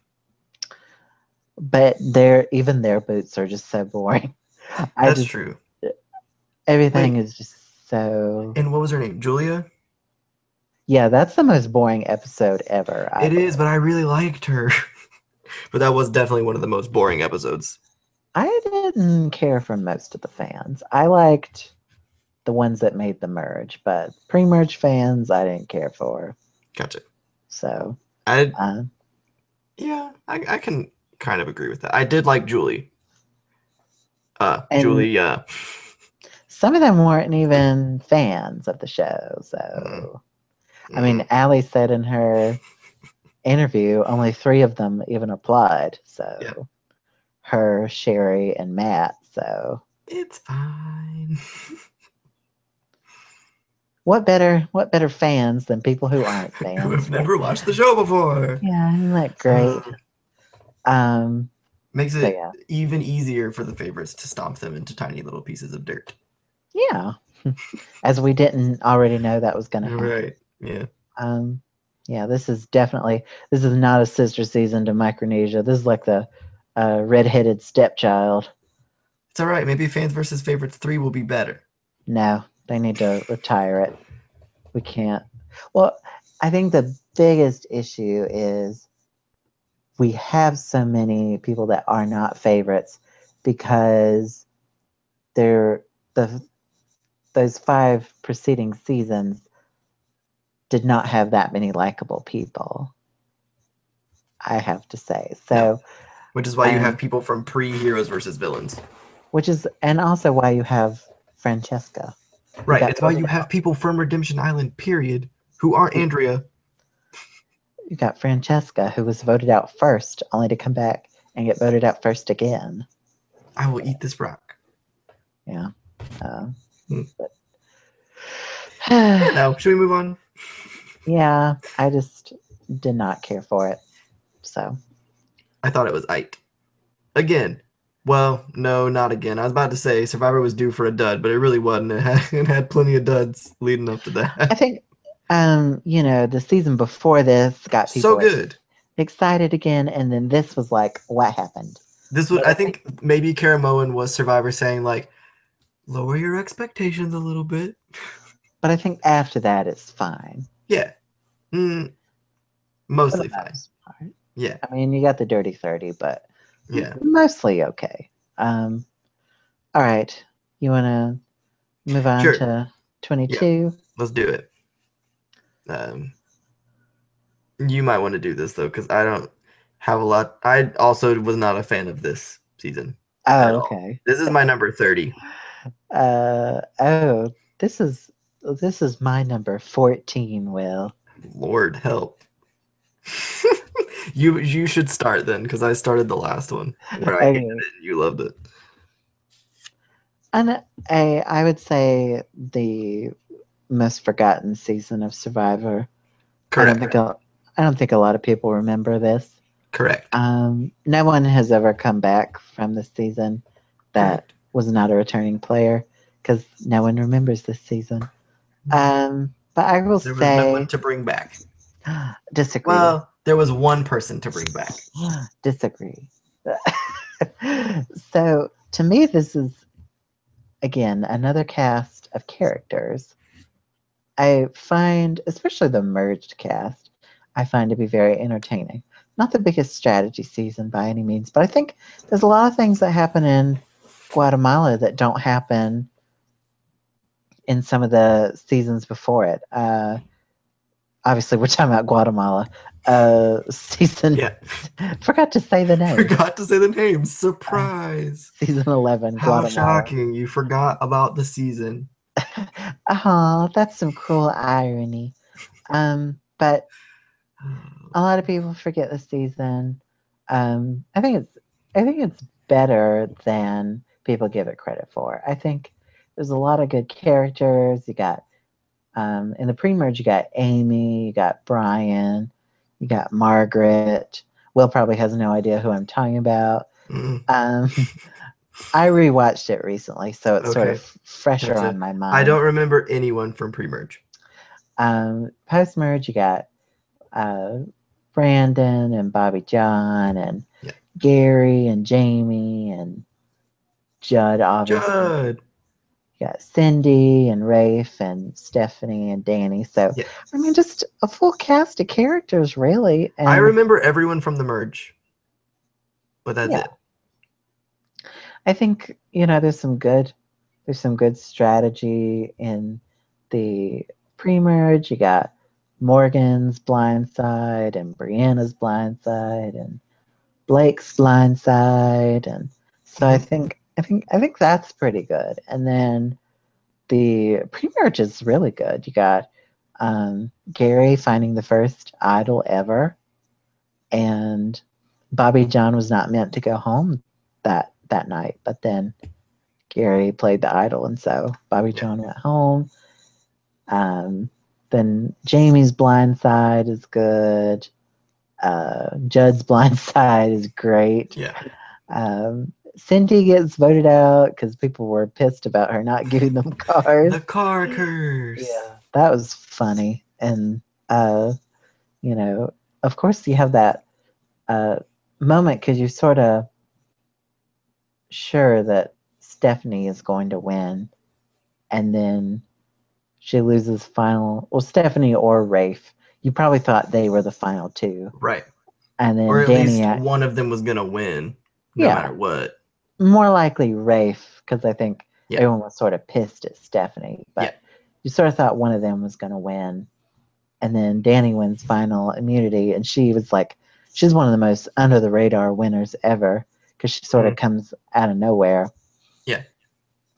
And she votes out Rafe, who was definitely going to probably win Mhm. if she didn't make it. And then uh, Danny ends up winning. So I think Guatemala is. I mean, I love the location.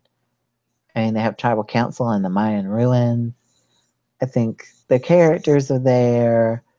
I think it has an unexpected and good winner. I don't think. I mean, yes, Stephanie makes the final two, but the thing is, her first appearance was such a, what's the word? It was such Sad. a, it was not like a Survivor experience Right. It usually wasn't is. a rewarding Survivor experience. No Yeah, one felt good watching Stephanie's Survivor experience come to an end. yeah. Well, because I mean, she was at tribal council the whole time Yeah. because her tribe was losing, and so she really didn't. I don't think she really got to play the game Game. in Yeah. the way she wanted to, or Bobby John. So I was sort of okay with them coming back, and I Mhm. don't think they affect the game in a negative way, the No. way Ozzy and Coach or Robin Russell do. No. Well, and it wasn't pitched as Bobby John versus Stephanie. And it Exactly. was It was, before stunt casting was bad. So, yeah. So I think those are the reasons why I like it. So why what were the reasons you placed it so low, Will? I'm interested to hear. okay. So I'm going to take back what I said. There are two people you could bring back. You could bring back Judd, you could bring back Rafe, and that's really it. Um, I put this season so low, not because I didn't like the people, because I actually do like the cast. Like I think Rafe is a really good player. I think Lydia is really likable. I think Cindy is interesting. Judd is also interesting. Like I don't dislike the cast of people. I genuinely do not remember pre-merge at all. And That's like fair. I've watched the top moments from Guatemala to try and like refresh my brain. I've looked at the wiki page. I just don't remember it at all. Um, I remember that Stephanie was less likable this time around to me. And obviously the jury agreed. I I don't know. This was just kind of in a similar vein to which one was I talking about earlier?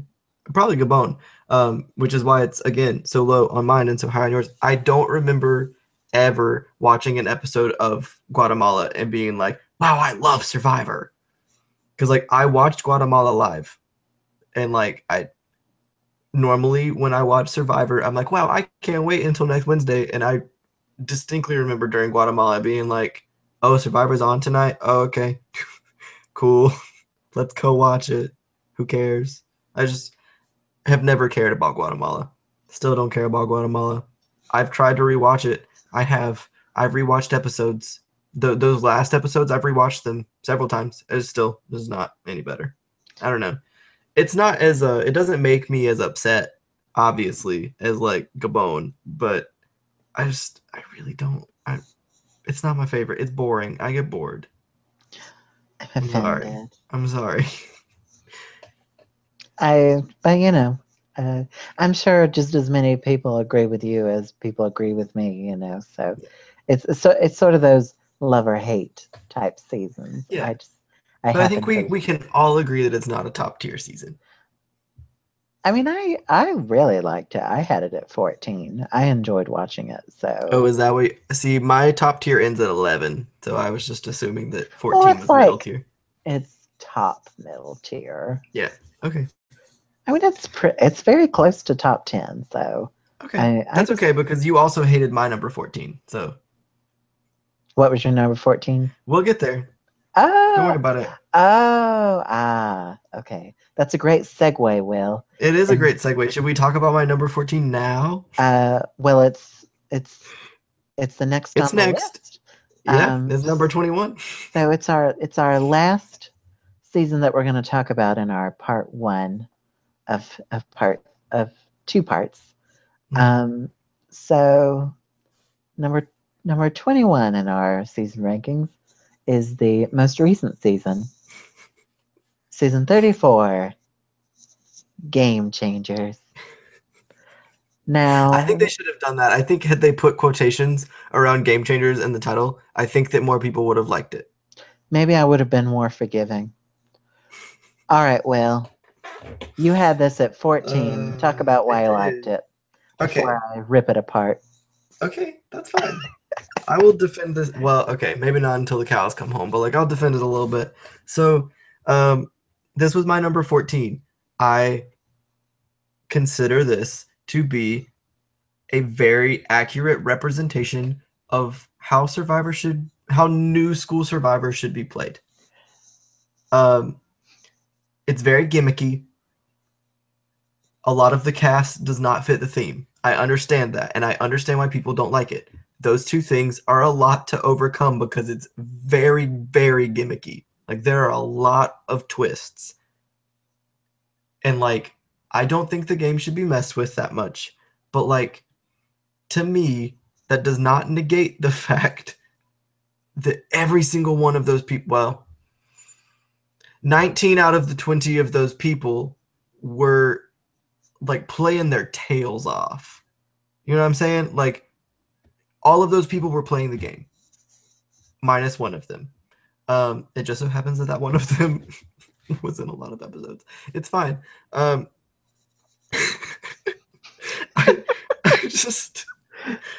don't know. I really like. Again, Survivor is gonna have some duds when they're on a high. I don't know that Game Changers is a dud though. Game Changers is not as good as Second Chance. It's not as good as Co-Wrong, and it's not as good as Millennials versus Gen X. So like those 3 seasons were really great. It had a lot to live up to. It was too soon to have an entirely new returnee season. Way too soon. I get it. It was also a bad idea for them to ask actual Game Changers to casting and then cut them in favor of non-Game Changers. It was also a mistake for them to do dumb things like Joint Tribal and Advantage City. Like bad. It was bad. I know, and I know the finale started off with Sari getting like twisted out of the game. I understand all of those things. However, I would go back and watch Game Changers. Like I genuinely would. It wouldn't be the first thing. It would be number 14. It would be the 14th season that I would go back and rewatch because I think that like it's a good season of game. I appreciate Survivor, like people playing the game. Like I really appreciate that, and all of them were playing the game, and it was just like blindside after blindside after blindside. There were so many blindsides in Game Changers. Were all of them ones that made me feel good? No, but they were like I can really only think of maybe one or two not blindsides. Really only one blindside, and there wasn't even a vote at that tribal council. The one blindside, or the one non-blindside that I remember, there wasn't even a vote at tribal council. Like they didn't vote. That's a lot of blindsides. Are you done? I'm done. Okay. First off, this is my number. You had it at 14. Yeah. I had it at 27. Okay. So we were definitely varied. We were worlds apart. Stop it. No, we weren't. So first off, probably I will say the most unnecessary season to ever occur. I'm not sure why they had this incessant need to bring a whole new season of all new players after only having returning players after having an all returning players season 2 seasons before this. Yep. Your pool of players has to replenish Yeah. before you do another one. Otherwise, you're just recycling people, which is what they did. They just recycled. they recycled people. Yeah. A couple of them were recycled from the last all returning season. Yeah. So I question that decision. I question the decision to bring back a good portion of the Half cast. of the cast. It has nothing to do with whether I like them. This was not a good format for Sandra to come back. Sandra should have came back for like Legends or something. Like that should have been closing the chapter. I do agree that Sandra is a game changer. Like Sandra doesn't not fit the theme. Yes, but I don't think Game Changers should have even happened. Yeah. At least not yet. No, I got you.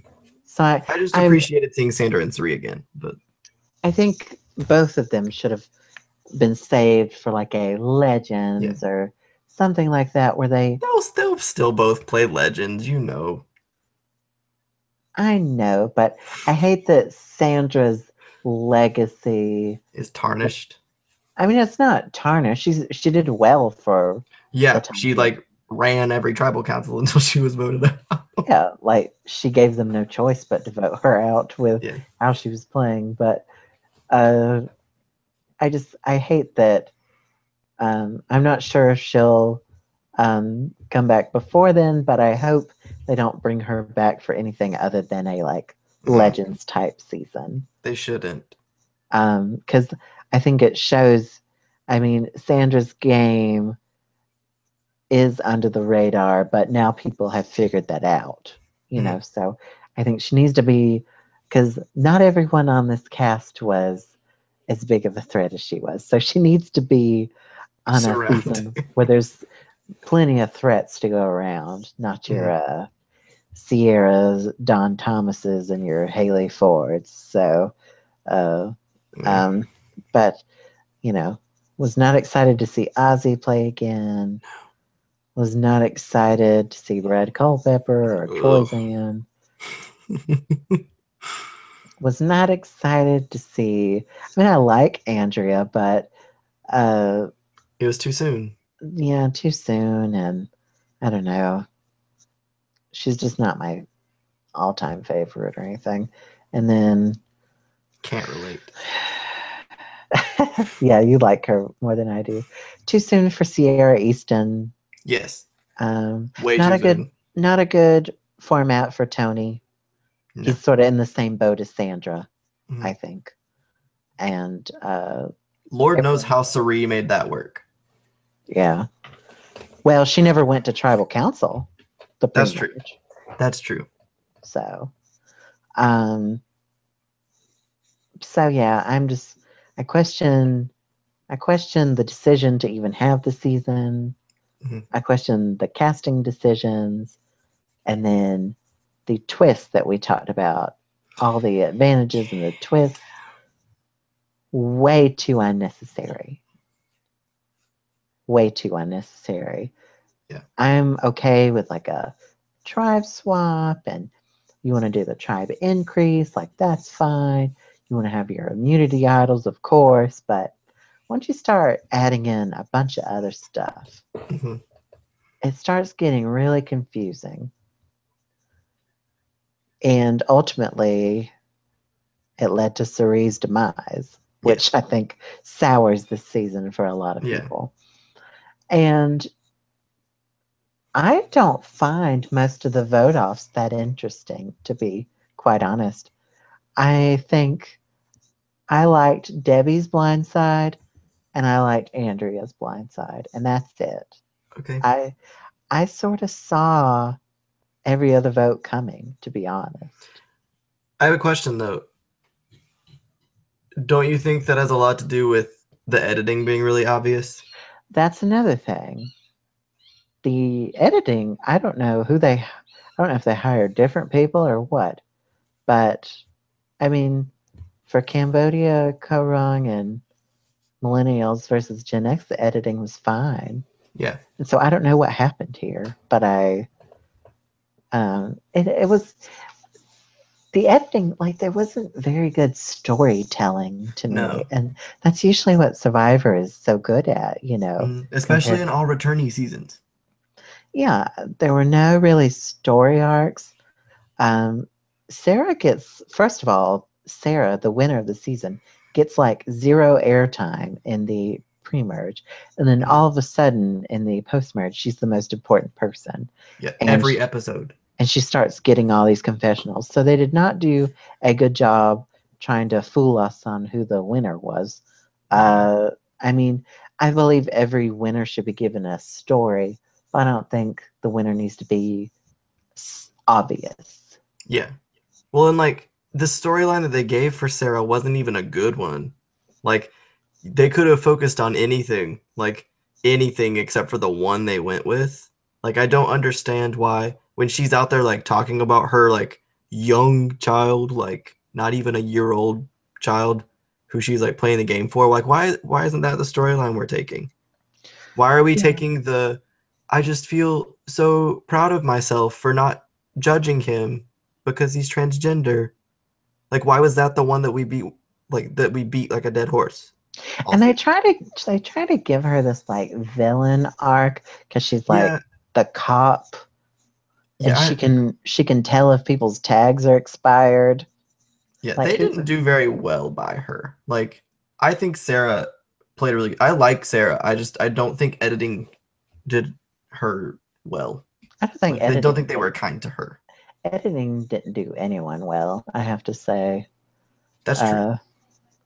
The only one who got a good story was Sari overcoming all that stuff. Yes, and then that too. I was also gonna say Brad. I think Brad was treated very kindly by the edit up until the very end.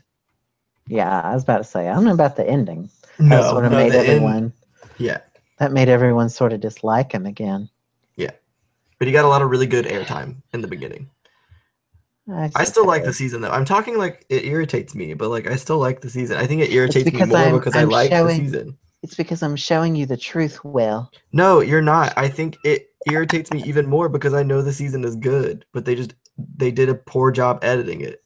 That could very well be the case. And maybe ultimately that's why I didn't care for it. But I just keep going back to, why is this happening in the first place? Yeah, that one, that's the thing. And I see Sierra Dawn Thomas, first off, fairly invisible for a good part of it, and then she makes that dumb move. And so I'm thinking, why was she here in the first place? Yeah. Well, and they And were like calling her the Haley, Godfather. Like, yeah, and I'm just why? like, where is this coming from? She hasn't done anything. So I question everything. Yeah, I I don't know. I understand that.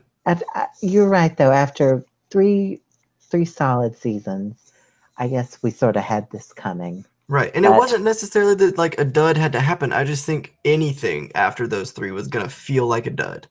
yeah, especially millennials versus Gen X, I think was sort of that was one of those seasons where like every episode is like a blindside, Yeah, and this one is more. it's I don't solo know. blindsides. None of these people knew they were going home. I don't know what you're talking about. The I only was not. person who knew they were going home was Jeff Varner. I was not surprised by anything but two of them. You weren't surprised. It don't matter if the viewer is blindsided. It's a blindside if the person who goes home is blindsided. But I don't even. I'm saying like I was not surprised when Ozzy got voted out, and I realized that's him being blindsided, but Yeah. everyone was sort of like there was no there was nothing saying this person could go home instead of Ozzy. It was just Yeah. like we're voting for Ozzy. So to Yeah. me, The edit that's was bad. yeah, that's not a blindside to me because Yeah. everyone is pretty much on board with voting him off, I and get that's that. and that's what happens. Okay. So uh, I mean, like I said, Debbie and Andrea, the only two vote offs I was sort of surprised about. So, Malcolm? You weren't surprised by Malcolm? well, that whole thing is ridiculous. Yeah. So I was too angry to be surprised. I was Yeah. like, why is And this happening? Michaela. Well, that was another one where it was just weird. Like we got no Yeah. reason why she was voted off. Yeah. We It's just because they think didn't of give Sarah any airtime. yeah. I just uh, I was just not a fan. But I guess hey, we can agree to Yeah. disagree, and Listen, it's still not in my top tier. I still understand that it's not a great season. yeah, I just don't think it's terrible.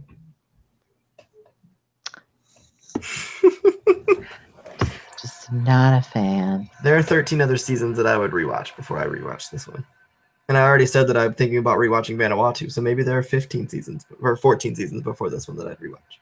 Yeah, I'm not ready to rewatch this one yet. Definitely not now. We're too close to it. Yeah, I'm gonna give it a little while, and maybe I'll revisit it. Hopefully, this next season will be Yeah. well. It's like the apology. Hopefully, The theme name is not an apology.